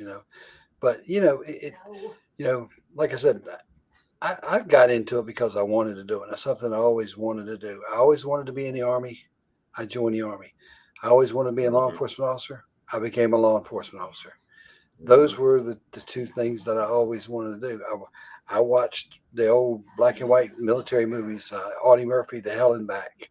Yeah. And Yeah. here's the other thing: Audie Murphy was my favorite of all time because I watching the movies and learning about what he did in the Army, and I wanted to be in the Army. And I was with the 101st Airborne Division. I got transferred over to Germany, and they signed me to the 3rd Infantry Division, which happened to be Audie Murphy's division. And I was stationed in Kitzingen. Audie Murphy was stationed in Würzburg, which was just across the Mannheim River.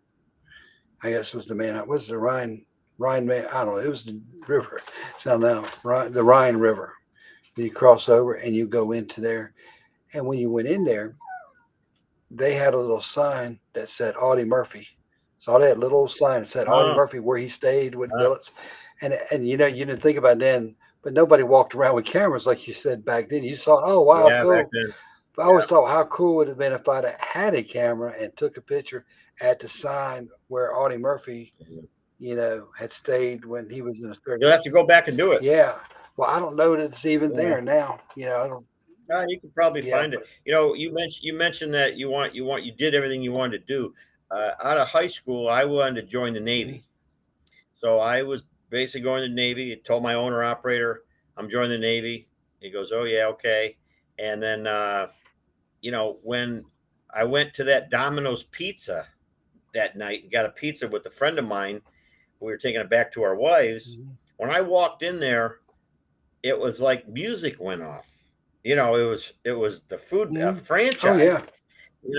And that completely took that away there. And then when I had my Domino's Pizza in Dearborn, Michigan, I'm only 23 years old. Right. 23, 24, 25. I was trading, I believe this is in the book, I was trading pizzas for quarter pounders. And I said to the manager at McDonald's, I said, how many pizzas you want? He says 2. I said, okay. I said, well, I only got 3 people working, so just give us, 3 quarter pounders, 3 fries. He goes, I'll throw in some pies. I go, that's fine. So he says to me, you'd be a really good operator at McDonald's. And I said, I don't have any money. And I'm 25, 26 years old. He goes, no. He says, they're looking for owners. They're looking for people right now, new blood, and the list is open. I go, there's a list? He goes, yes. He goes, promise me that you're gonna apply get an application. Promise me. Okay, I promise. He goes, really? You're gonna do it, right? I go, yeah. There's no internet. There's nothing like that. You gotta write a letter, send me an application. You gotta, okay. So I do. What do you call it? That's your doggy. Yeah, I hear him in the background too.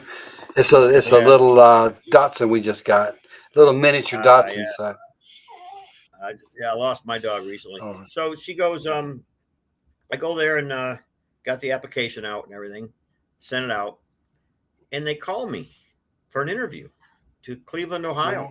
I live in Detroit area, so I 4-hour ride. And now this time I didn't lie. I said, look, here's what I got. I got about $2,000 cash. I got a Domino's pizza worth about $30,000. I got 3 kids. I got a mortgage and a house, which was only $200 a month. Right. Yeah. Back then, $250 or something. Beautiful brick house. So I said, they get in there and they make you sign a paper that we are not offering you a store. I said, okay. And they ask you a series of questions, and then I left. And you can't own another business if you own a McDonald's back then. And you don't have enough money. Okay. So I went home for about 3 or 4 days, and I said, you know what? Damn it. I want a McDonald's. It's in my blood. I want it. So I call them up, and I said, this is me again. Anyway, I can come talk to you guys again. They said, about what? I go, just, can I come and talk to you? And they said, yeah, sure. We're in Southfield now. We're in Detroit. I said, oh, 10 to 20 minutes away. When you want to come over, you tell me. So they, this is the McDonald's part of the book. And I go in there and sit them down. They asked me a bunch of questions. I said, look, you got to sell me at McDonald's. They said, why?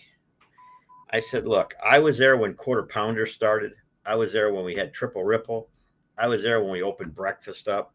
The only thing on the breakfast menu back in 71 was an Egg McMuffin, which was, nobody knew what that was. Mm-hmm. No one knew what an Egg McMuffin was. Okay. We had orange juice, grapefruit juice, an apple or cheese Danish, and grapefruit juice. I already said that. Okay. And orange juice and coffee. Mm-hmm. That's the entire menu. One sandwich, a Danish, coffee, orange juice. That's the whole menu. And I said, when I went to Union Lake, Michigan to test it, I told my boss there, this ain't never going to go. This is never going to. Boy, was I wrong. Yeah. Breakfast, you gotta be kidding me. Yep, we open now at 7 o'clock. 7 o'clock? Instead of 10:30, we got to open at 7 o'clock. Oh, my God. Okay. So I'm telling them the story. And I said, I'll sell my Domino's pizza for $30,000. Is that enough? And they laughed. They said, you need about $300,000. Today it's $1 million. Yeah, I was going to say, I had a friend of mine that years ago to open up one, and he said $1 million per McDonald's. Well, today it is, but you could buy one for a little less. It's just a different situation now with money. But $1 million today ain't that bad. But if I had $1 million, I sure wouldn't buy that. A bunch of headaches. But so anyway, so they go in the back. And they come out and they're kind of laughing at me or laughing. And I'm looking at them and they said, you know something? They said, we like you. I said, well, that's good. And they said, people come in here with a lot of money, Fred. Fred, I'm Fred there. And Nick after I got divorced. I have two different names. There you go. And yeah, I'm Fred after that, Nick rather. So they said, you didn't say certain things that everybody else says. We get doctors, lawyers in here. We get people with a lot of money. We don't sell them a store. And I said, what didn't I say? They go, you never mentioned the word money. You never mentioned the word you want to be rich. You said that you wanted to be part of something. You wanted to feel like in a family of something, in a business. You worked there since you was 15 years old.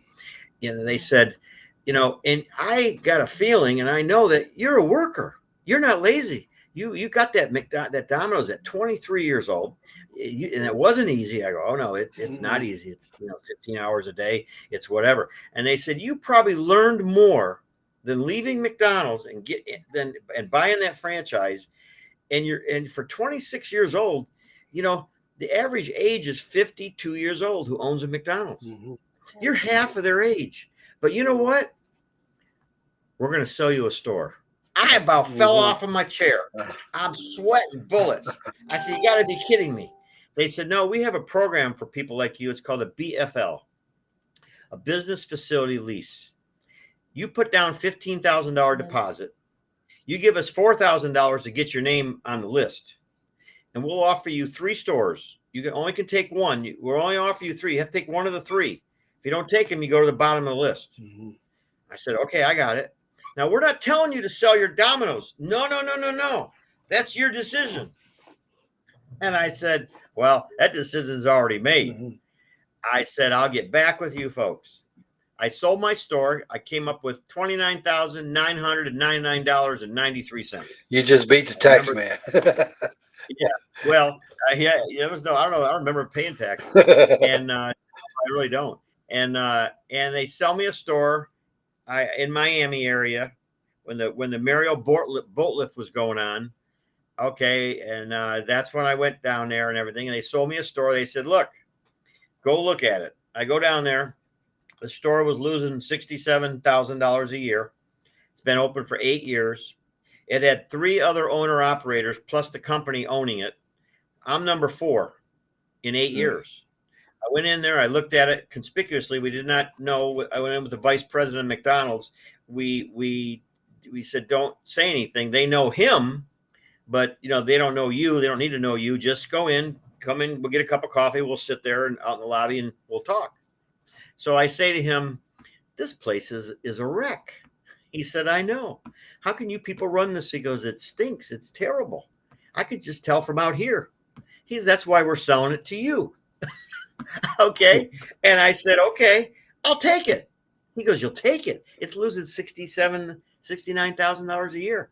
I says, I'll take it. You want to know why? He goes, why? I go, because it can't get any worse.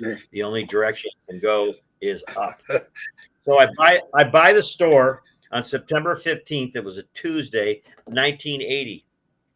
Within August of the 81, I had this is a lot of money in 1981. Oh, yeah. Okay, Rick. I had $100,000 in my bank account in August of 1981.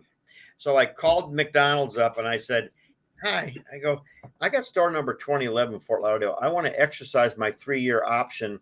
I want to get a loan at the bank and stop paying you people 13%, where now I own it, because right now it's only a lease to buy.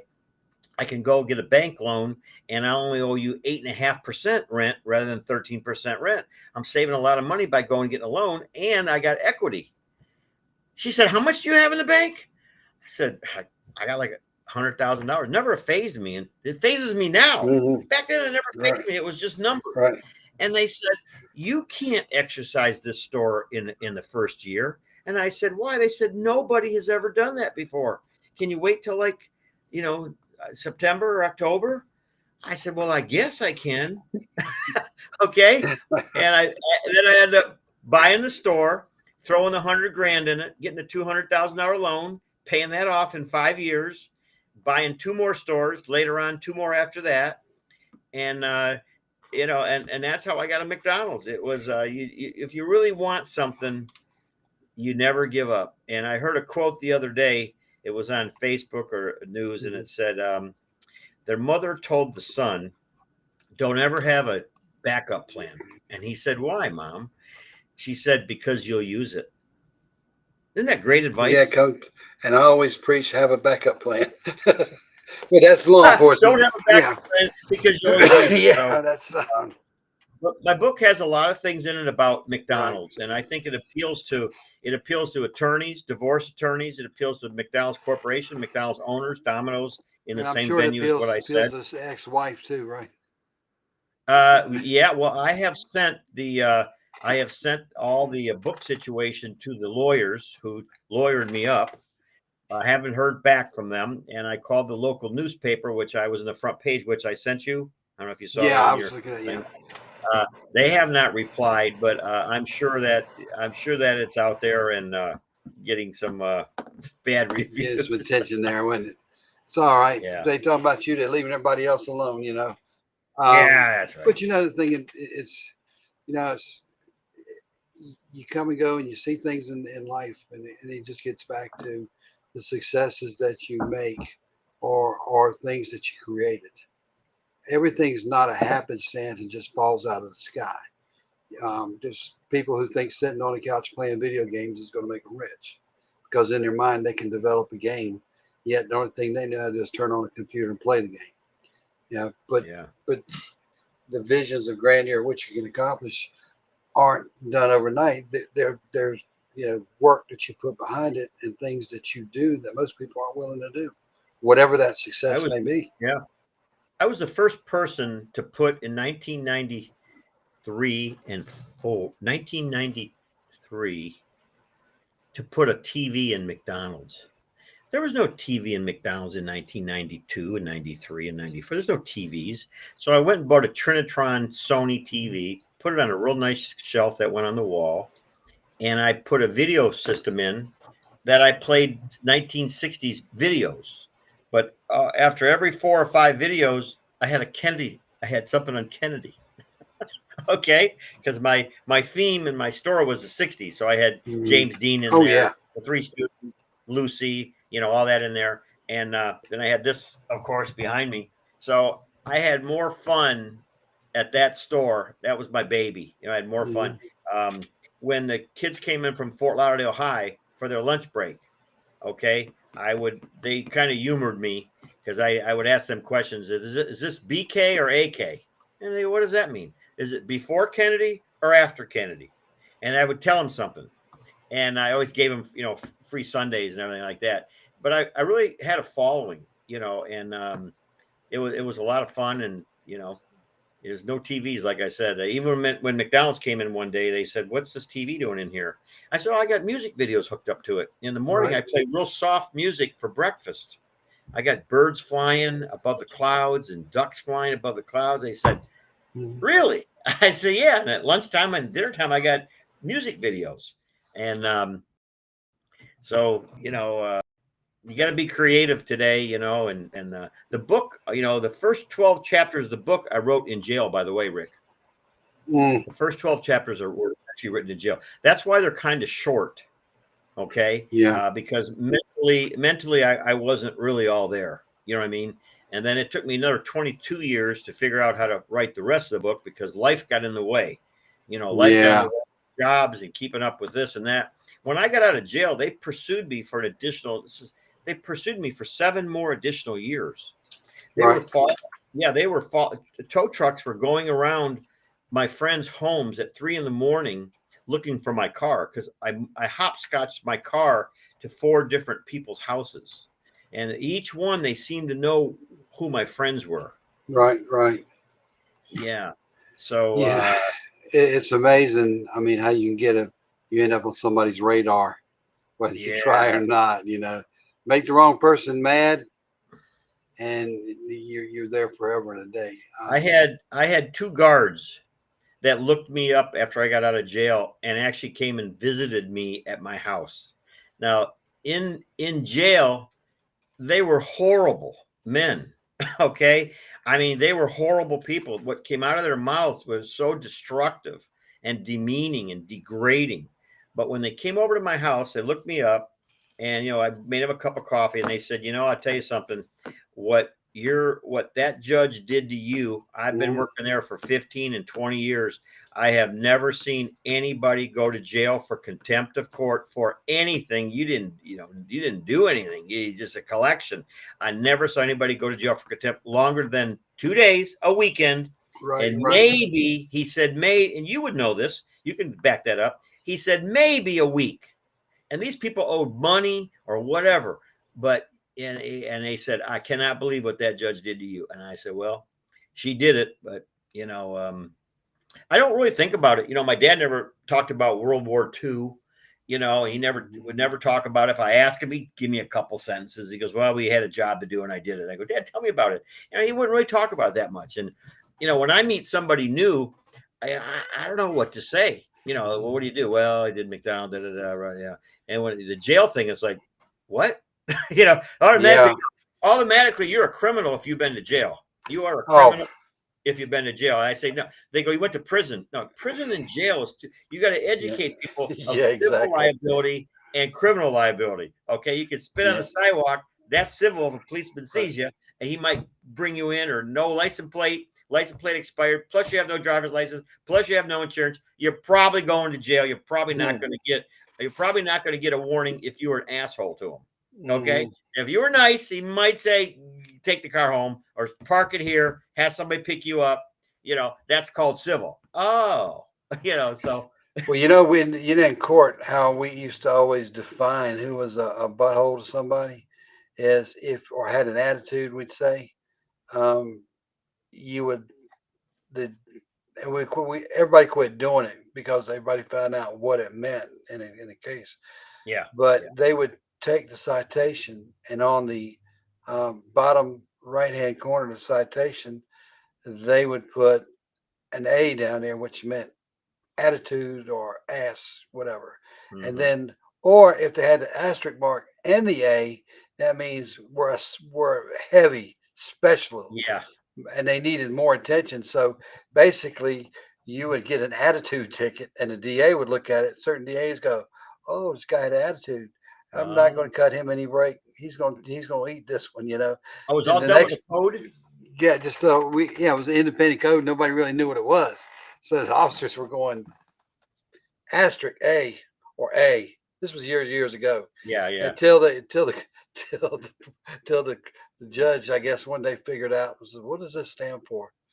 And one of the officers says, "Well, he had an attitude, So it just was to remind everybody he had an attitude.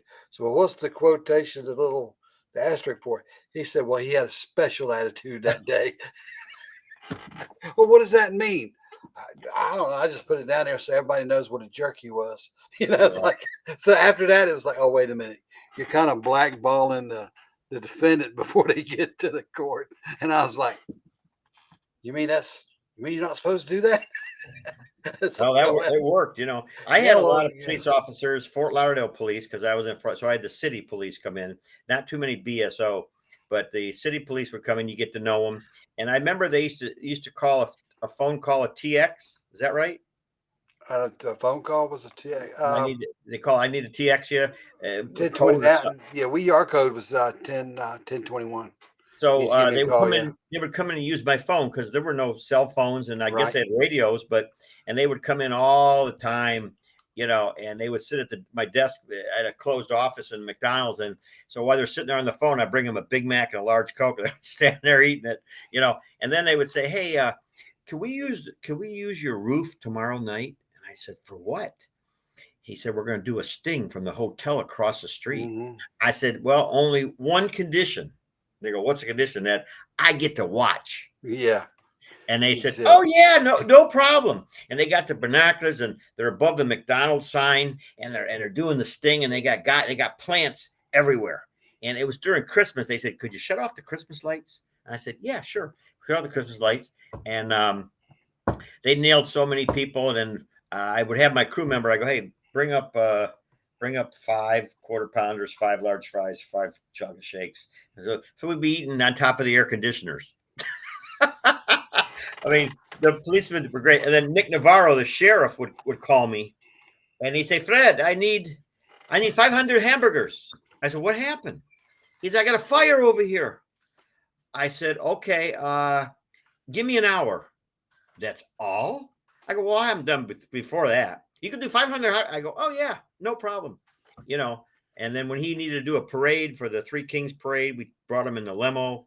And Nick Navarro was a famous sheriff. You probably know of him, right? Yeah, matter of fact, I actually met his son because he lived up here in the Raleigh, Durham area Oh, I for never the knew he had longest a time. son. Oh, I Yeah, never he knew that. did. Yeah, he had, and it was a strained relationship. It Oh, wasn't good.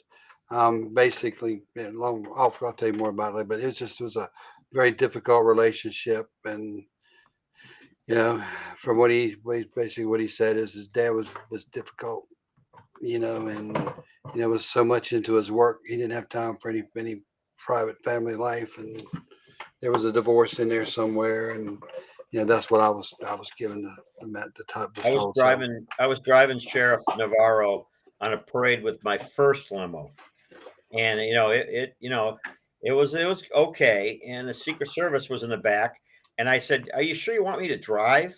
And they said, "Yeah, you're cleared." And I said, "Okay." And the sheriff department sat in the front and had 2 motorcycle escorts in the front, 2 in the back, and mhm. the Secret Service was back there. I think he had a prime minister of somebody with him. Yeah, he did. So the Secret Service agent in the back said, "Speed up."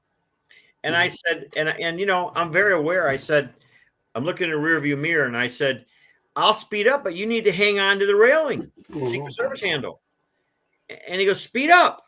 And I said, "You need to hang on." His fingertips were just like this on the bar. He wasn't grabbing the bar. So I guess I will never admit it. I guess I kind of punched the gas too hard, maybe Right. a little too hard. I don't think I did. Okay. He falls off the back of the Kennedy car, and I'm leaving him I'm leaving him. I'm going. I don't stop. I'm not going to stop for you. I told him to hang on. Well, he Yeah. catches up. He catches up. He catches up to me, and he's mad. He's got a hole in his nice suit in his knee, and whatever. And he goes, "Well, what'd you take off like that for?" I said, "Look, I did not take off. I gave it a little gas, but you're not hanging on." And all the Secret Service says, "Hey, I heard him ask you 3 times to hang on to the handle." He says, "I hung on. How come I didn't fall off?" So, I tell you, that car I was driving down Pennsylvania Avenue with a good car. Mhm. And I'm going to a called Cowpens, I think it's called, whatever it is. No, not Cowpens. It was Maryland, somewhere in Maryland, for a Kennedy display. And a car comes behind me with lights on and pulls me over. Flashes a Secret Service thing. He says, "My name is Frederick Clare." You know, again, my memory is, I don't know where it comes from.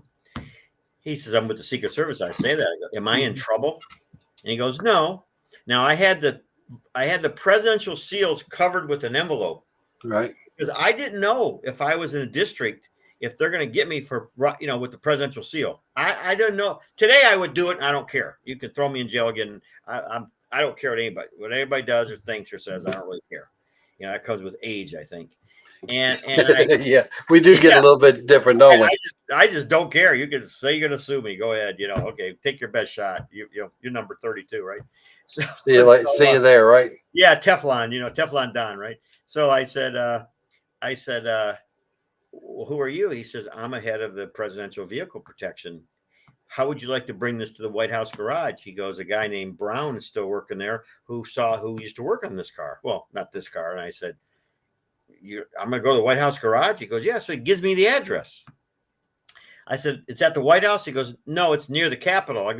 I told him, I said, typical U.S. government. You call it the White House garage, but it's at the Capitol. So yeah. So Mike and I are driving down these streets, and I'm telling you, you go around the Capitol, it's not a good place. It's the ghetto. Oh yeah, all around the Capitol was scary driving down the street. So here we are in Kennedy's car with the bubble top on. There's no leather on top of the bubble top. It was clear, the clear glass. And Big Mike's with me, my Mike Potter, my best friend, best manager. God bless him, rest in peace. Went with me on all my Kennedy shows. And we're driving, and Mike goes, "You're not going to stop for that stop sign, are you?" And I said, "I ain't stopping.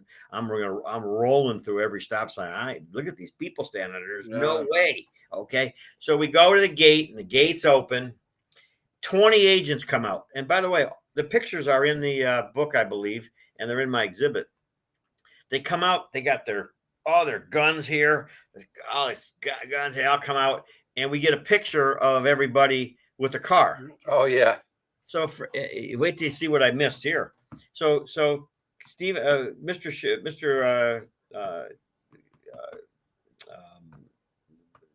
I just say his name was? He says to me, "Frederick Clare, how would you like to come see all the presidential cars?" I said, "Are you kidding me?" So I go, and there's every presidential car I've ever seen since I was a kid. There's the Nixon ones with the big handles that when you stand up, the handles are high.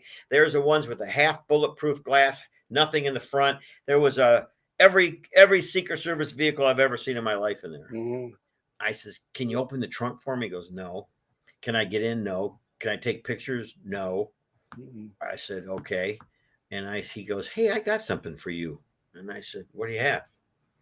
"How would you like the lights that were the red flashing lights that were on Kennedy's car when he got shot? They're only bolted on." "You have the lights?" "Yeah, wouldn't it be cool? Put the lights on the car, and you could say those lights were on Kennedy's car when he got shot." He thinks it's cool. He's going to give them to me.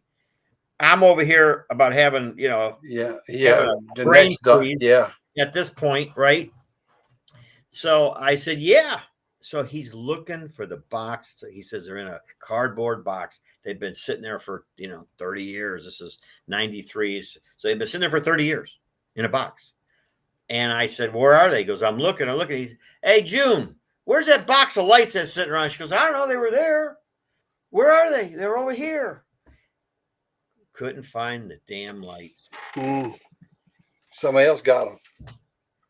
I mean, I missed them, that quick. But Dad, I wish he'd have found the lights. And he wrote me a beautiful letter. I gave him a little copy of the limo. I had 100 copies made of the limo.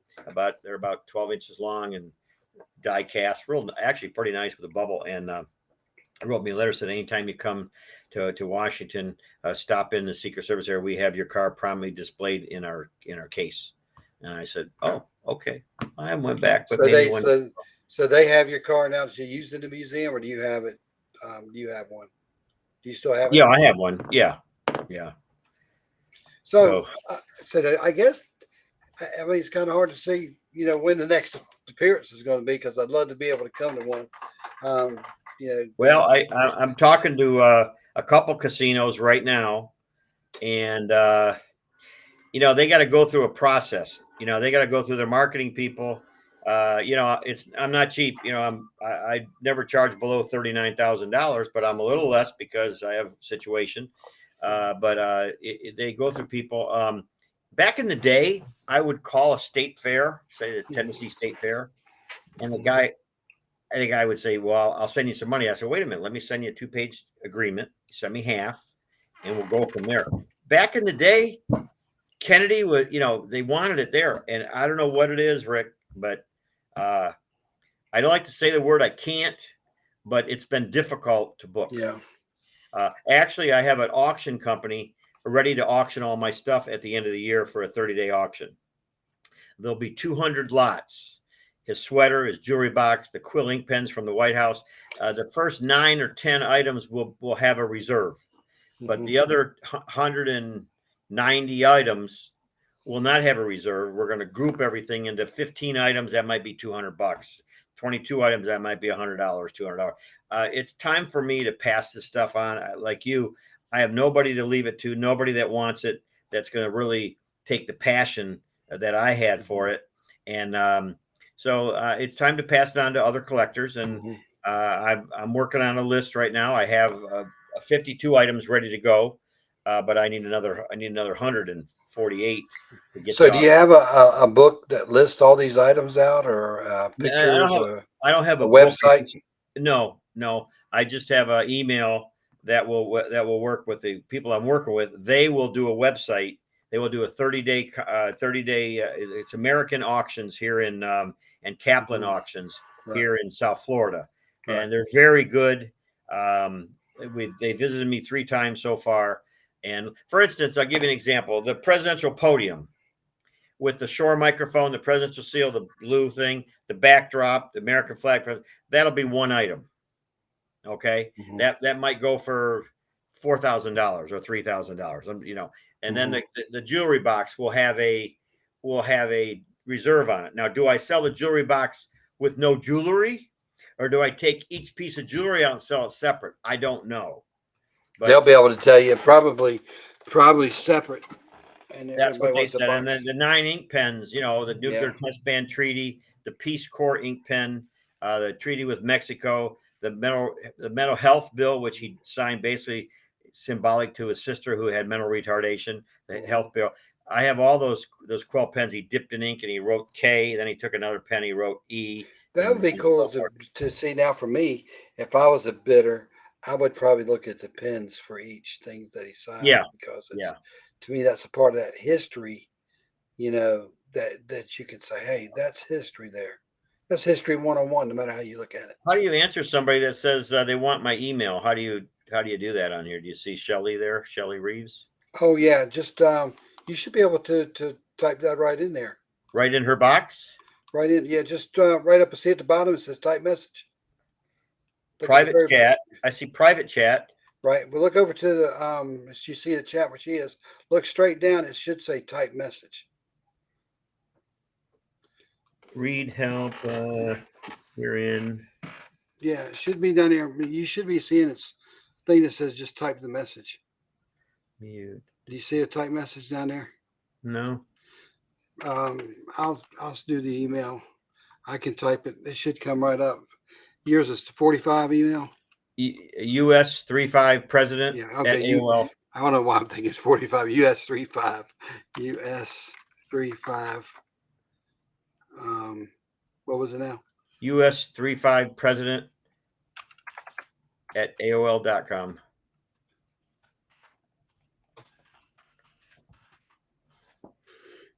Yes, 35 president AOL.com. There you go. You got it? Okay. Yep, it should pop right up there. I started using. So my life, it kind of walked in the shadow of Kennedy. And I will tell you this, I can't believe, as I was writing this book and finishing it, every time I mentioned somebody, I said to myself, wait a minute, I got a picture. I'll give you an example. When I met Paul O'Connor, who is the guy who did his autopsy technician, Right. took his brain out and all that. I was going to somewhere and I called him one day and I said, "You want to see the car?" He said, "Yeah." So we drove down the interstate and there's a picture of him and me and my son. I think that's when we were going to Texas. And here I am with Paul O'Connor, the guy that put him in his casket. My life, Mm-hmm. like I said, I don't do sports. I never had time for that. It was always kind of fun making money and being in business. My hobby was so intriguing, but I never gave it a second thought. It just Right. happened until now. I think I did that. And honest to God, I never really thought about it. So anyway, he gives me autopsy photos. He gives me 8x10 autopsy photos. He goes, Mm-hmm. I want you to, I look at them for years, and then I would meet somebody like I said, I would meet somebody else and I go, wait a minute, I got a picture of Reagan with him, or I got a pic. And somebody commented to me as I was writing this book, they said, you chronicled your whole life by pictures. And I never Mm-hmm. realized it, but my hobby, another hobby I did have was photography. So Right. I always carried a Canon AE1 camera with me. And I've got pictures back from a kid. When I worked at McDonald's, I took a picture of myself feeding my dog with my McDonald's shirt on at 15 years old. And I'm thinking, who did I have take that picture of me? Obviously, it was my mother, So, and I was at 100 pictures, and the publisher said, you got to pay more for 100 pictures. I said, fine, I'm going to get 260 pictures. They said, we never had anybody ever put 260 pictures in a book. I said, you haven't? I said, well, you got it now. So, yeah. So I told my niece, I said, you going to buy my book? You want me to send you a book? She goes, well, I really don't read. And here's my comeback. This is my niece. Okay. Here's my comeback to people. I say, well, you know what? You really don't have to read the book, but do you like pictures? So these pictures are designed just for you, honey. Yeah, that's what you tell them. 260 pictures. I'm gonna tell you this. It's a very positive book. I'm a very positive. It's very, very, very positive. It's well, I'm going to order it myself because I've I'd already planned on it. But I always like to talk to the author before I, one of the books, not to be political. It's like I know Mark really well here, Oh, yeah. Mark, and knowing him, and then he writes the book. What he says is exactly who he is and what he does. Yeah. And then so any book that you read where you can actually speak to the author that does it, it has a whole new meaning because I never dreamed that I'd read the books. I never dreamed, oh man, I might be able to meet this person who wrote that. Yeah, it's kind of cool. I never knew anybody. A couple people. Yeah. So I'll tell you one more quick story. Right. If we have to go, it's Christmas Day. I'm in jail, and boy, am I feeling bad. I love that. It's Christmas Day, and I'm in jail. Thanksgiving. That's how the story Christmas. Starts out. Yeah, Christmas, Easter, Thanksgiving, my birthday. Oh my gosh, it was like unbelievable. Did the judge ever call you down and say, "Have you changed your mind yet?" Oh, they took me in, and my same answer was that I'm really hungry. Take me back. It's lunchtime. And when they when did they finally release you, and how did that come about? Well, when they released me, it's in the epilogue, JFK. They called me. They never called me Fred or Nick. They called me JFK, Thompson, Flanagan, Smith, JFK for lunch. Whatever. That's what they called me. So, JFK, pack up your stuff. Pack it up. Fuck, I'm getting out of here, man. So I get my stuff together, my book stuff, and I leave. I get into a taxi. And I say, take me to McDonald's and take me to a mailbox store to mail the stuff to my house. My American Express card was still good. Okay. And I said, went to McDonald's, got me something, got on a plane. Okay. That's kind of how it's done that's what they did for me. But it's Christmas Day. And I guess I've always been a giver. I guess I told you a story about Jim Lavelle's suit. I didn't take it. Okay. I guess I've always been a giver. When I owned McDonald's, it was wonderful buying 200 turkeys for their moms who worked for me 5 days before Christmas, and 200 more turkeys for their mom 5 days before Thanksgiving. It was always give, and it felt good. So it's Christmas Day. I go to the canteen, and you got your hands behind you, and they go, "What would you like today?" I go, "How much can I spend here?" And the guy says, "Spend whatever you want." What's the limit? And he says 10 items only of each. I said, "Okay, give me 10 packs of cigarettes, 10 jujubes, 10 honey buns, 10 cans of Coke. Give me 10 popcorns. Give me 10 of those funny little biscuits. Give me 10 chewing gum. We didn't have gum in jail. Give me 10 barbecue chips. Give me 10 honey buns. 10, 10, 10, 10, 10, 10, 10. How much do I got? $80. Okay, give me 10 more of those. 10 more. Am I at $100 yet? Yeah. All right. What are you going to do with all this stuff? I said, you'll see. I go back to the pod. Everybody's, it's a depressing place. Trust me. Oh yeah, Okay? I know. There's a stainless steel table. Yep. And I got a picture of the table. Was Rick. it like a picnic table? Yeah, I got with a the round picture. seat. I got a picture of the picnic table. Yeah. Now, how the hell did I get that? I ain't gonna tell you. Okay. Yeah. So anyway, it's in the book, and I'm going, wait a minute. I got a picture of the picnic table. It's amazing, right? So I go, we talked earlier about when you have a passion, you get excited. Your Right. voice. Okay, that's me, right? So I go and I take this table and I get some newspaper and I cover the newspaper. I take all of the 10 cigarettes packs out, which has 20 cigarettes in it, right? So 25. So that's 200 cigarettes, right? Mhm. Right? Yeah. I make kind of a volcano, if you can picture it. And I take the 200 cigarettes and I go along the outside. Then I take the chips, and the chips go around in a circle. I take the jujubes. I take the honey buns. Okay, I take the little hamburgers were actually pretty good.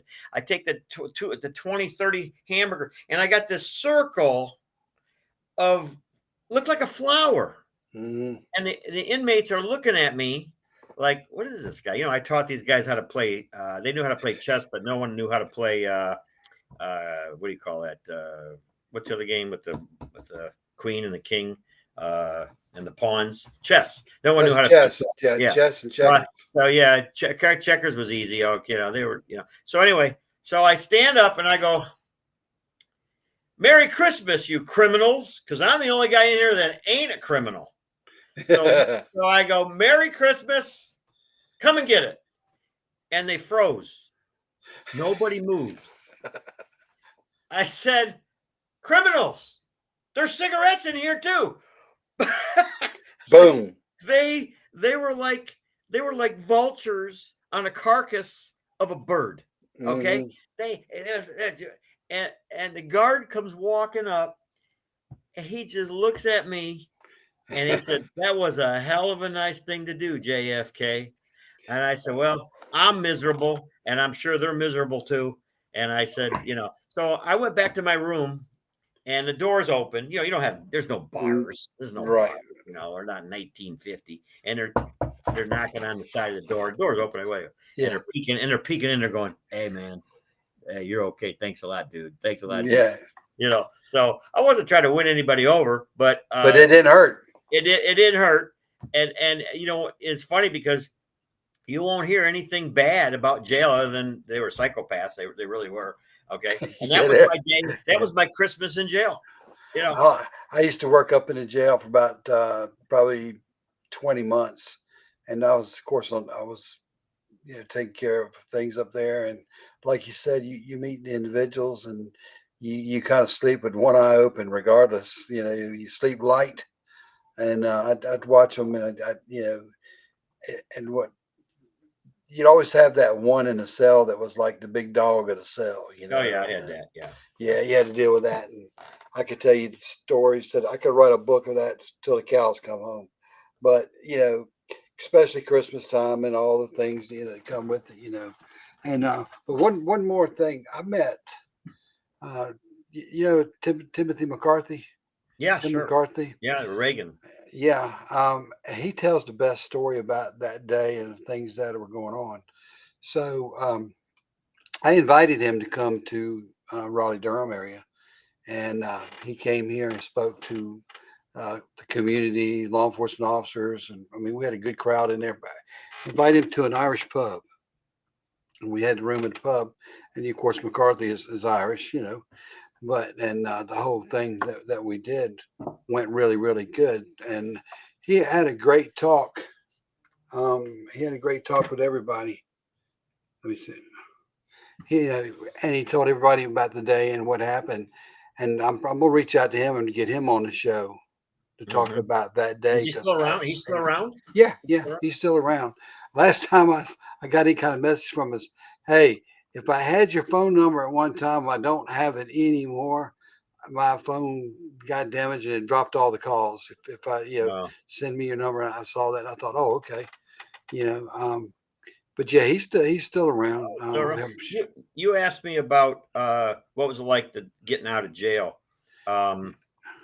It was it's such a feeling when I got to the airport, and I got on a plane, and it was such a relief. I'm going home to see my dog, which I haven't seen my dog in 10 months, 11, 12 months. And the plane takes off, and the guy next to me was kind of a large guy. And I said, hi. And I looked like, Saddam Hussein had just come out of the hole. I mean, that's what I look like, my skin, my hair, everything was just disaster. And he kind of turned his ass towards me and went like that to the window. And I'm just saying hello, talking to somebody normal. So the girl comes up, she goes, you want some ear pods? And I go, yeah. She goes, you like something to drink? And I said, yeah, I'll take a cup of coffee. So she gives me a cup of coffee, and I put the thing in, and a song comes on the radio. And it's a song that, we talked about Elvis, song that kind of defines my life and probably a lot of other people's life too. It's called My Way. Right. Regrets, I've had a few, but then again, too few to mention. I did it my way. Okay. Well, that starts playing, and all the pain and the peril, losing my family, my McDonald's, my fortune, my house, my cars, I lost it all. I haven't talked to my kids in 24 years. It's completely poisoned my kids. Okay. Over money. My son's kind of okay. He sees the truth, but the daughters don't. And I started crying, and I cried so hard.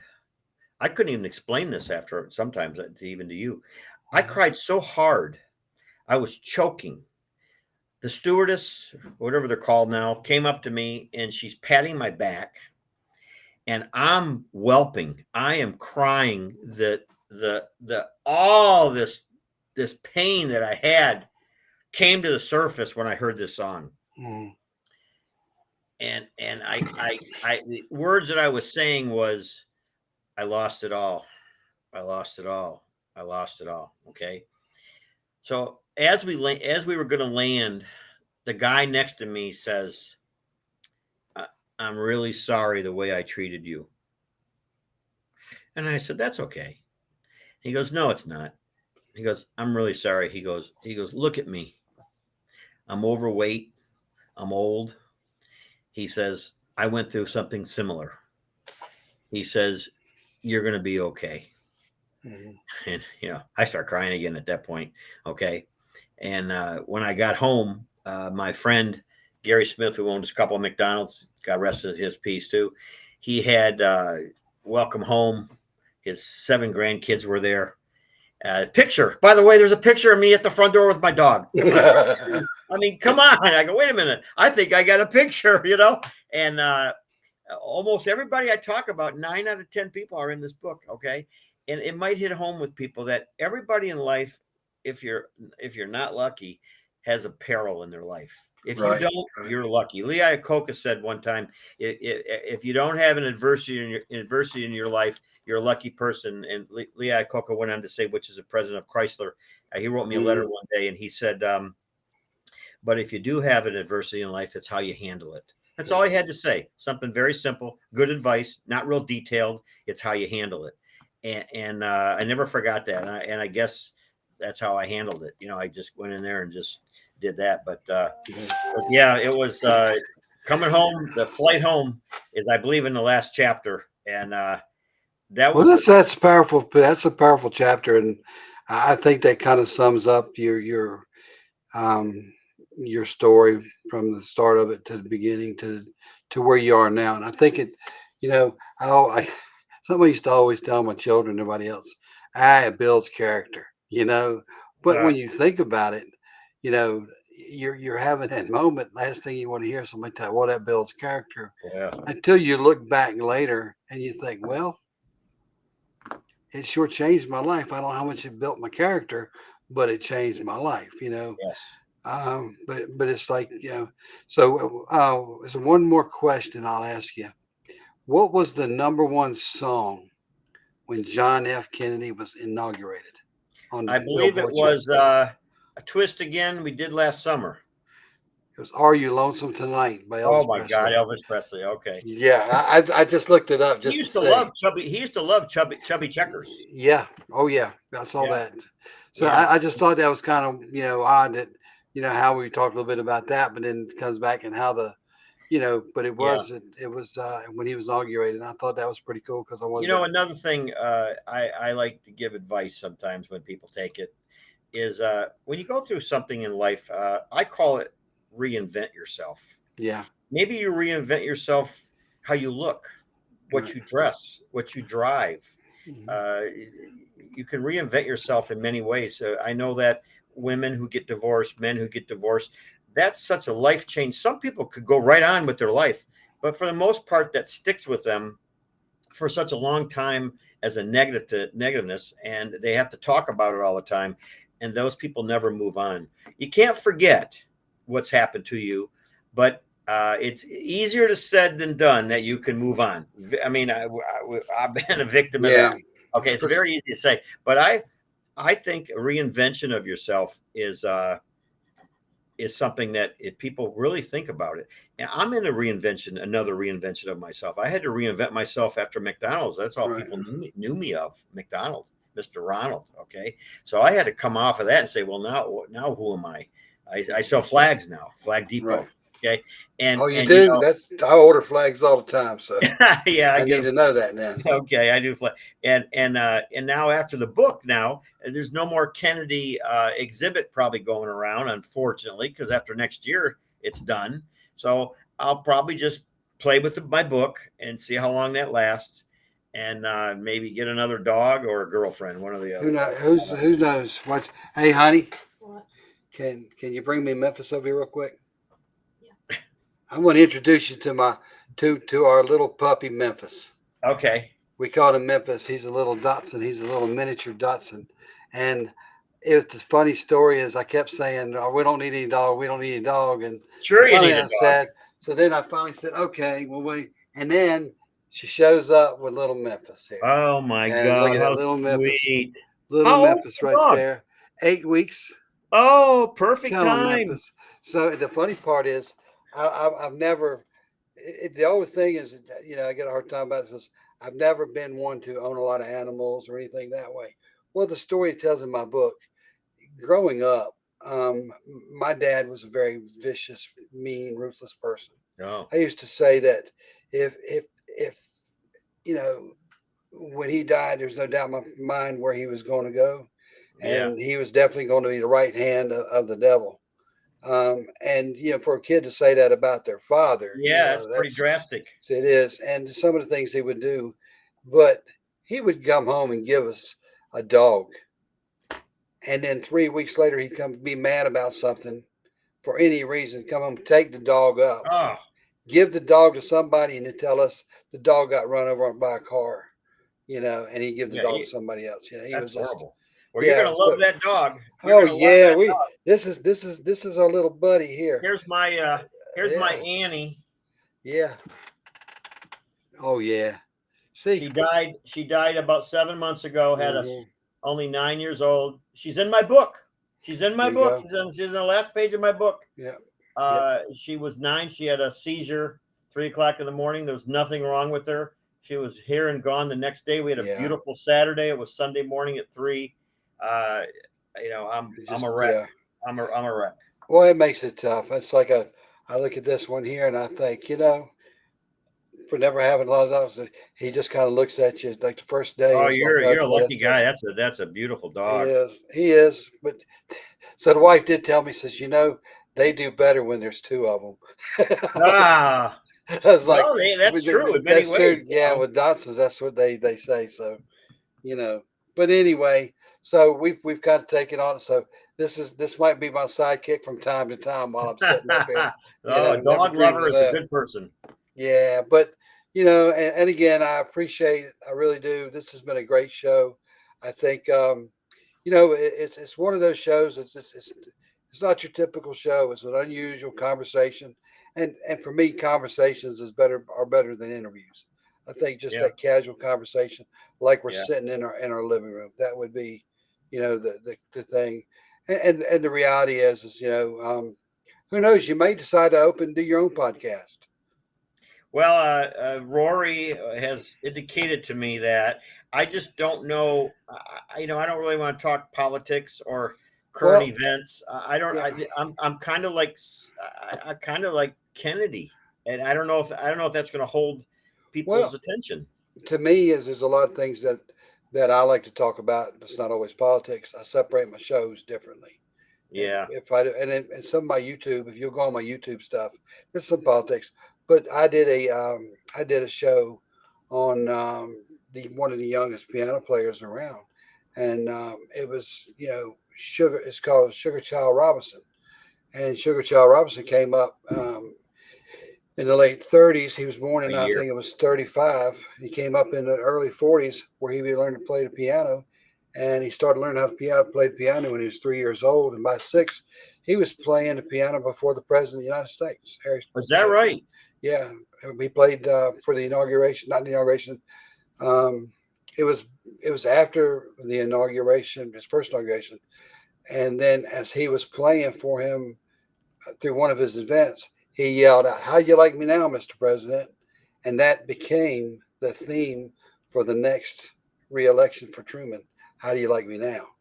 And that's where it started from because he was playing the piano. He's 6 years old. And he said, playing for him, and Truman liked him. He said, well, "How you like me now, Mr. President?" Boom. That then became a theme for Harry Truman for his reelection campaign. Oh, So, but this you don't kid, tell Harry. and he's 85 years old now, and he's still alive. So I'm trying to get the interview with him from what I put out there, and it's really it's a great video. So I like to do entertainment type stuff too. So it's not just Well, I appreciate you asking me to come on your show, and yeah, I absolutely. don't And know I'm if people are interested in this or not, but uh, well, I well, think we have to introduce it to people who maybe are interested in it that don't know it's out there where it could be heard or seen. And so I'll be posting this on the North Carolina Sheriff Police Alliance well, thank you. Facebook. And then, of course, we have a web page. So I'm going to be putting this out there. So there'll be a lot of hits come off of that too, but not so. And then I'm going to put it on the different channels that through Rory. And like I said, Just a independently, I did my show. So and definitely, I am going to get one of those books. It's So got in the back. It's got. I met Ray Kroc, the founder of McDonald's. And I go, wait a yeah, minute. I got a picture of him. there you go. Yeah. And Tom Monahan from Domino's Pizza. Right. He came in one day. I said, "Can I get a picture?" I never realized. I never realized all the pictures I have of people. It's nutty, crazy. Well, it tells your life story, and that's the whole Yeah. thing in a nutshell.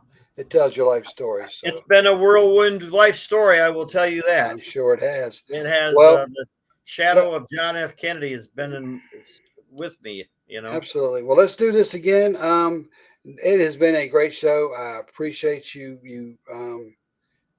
coming here and being the guest and just kind of having a conversation and giving a little history about the Kennedy and how you started the museum and where it's headed and why it's headed that way. And let's hope that it'll be a big windfall for you and Thank it'll you. help you to the next chapter as you Um, start in doing other things. and my email, like I said, is as US35president at AOL.com. And then I have a YouTube site. I have a couple of them. One of them this is all one word, Kennedy Carr at YouTube. And then I have another one that I use more than that one. It's called F like Fred, F Nick JFK Show. Okay, so it's F Nick JFK Show 1292. A lot of videos on there. My dog, I love my dog. Oh yeah. And my flag stuff and Kennedy, and I post on there darn near every day. But There you go. There you go. yeah, Well, like I said, the passion that people like you and I have in the spirit, I think a spirit and passion is a very fine line, and that is what people can see when they meet somebody or they're in a situation that they realize that they're never going to be in again, and right. you kind of go for it, Exactly. Although I never want to go into jail again. But, no, you don't want to do that again. But it's been a blast. Thank you for stopping in, stopping Thank you. by. And for everybody out there who watched tonight, listen to it, and who will listen to it and watch it later, I say thank you to Fred for coming here and sharing his story. And I encourage everybody to buy his book. Go out there, look at it, and it's been a great show because it tells that story, and it talks about the Kennedys, and it talks about all the stuff. But folks, again, this has not really been a political show at all. This has just been more to me as a sitting down in your living room and having a conversation about the museum and the Kennedy and Fred's love for the process and things that he did with John F. Kennedy's with the museum and whatnot. So anyway, have a great weekend and enjoy yourself out there. Always, always be safe, be real, be right, but more importantly, always, always, always be ready. And this is Rick Padgett Show signing off. Fred, thank you for being here Thanks, again Rick. tonight. God bless. And you have a great weekend. Thank you.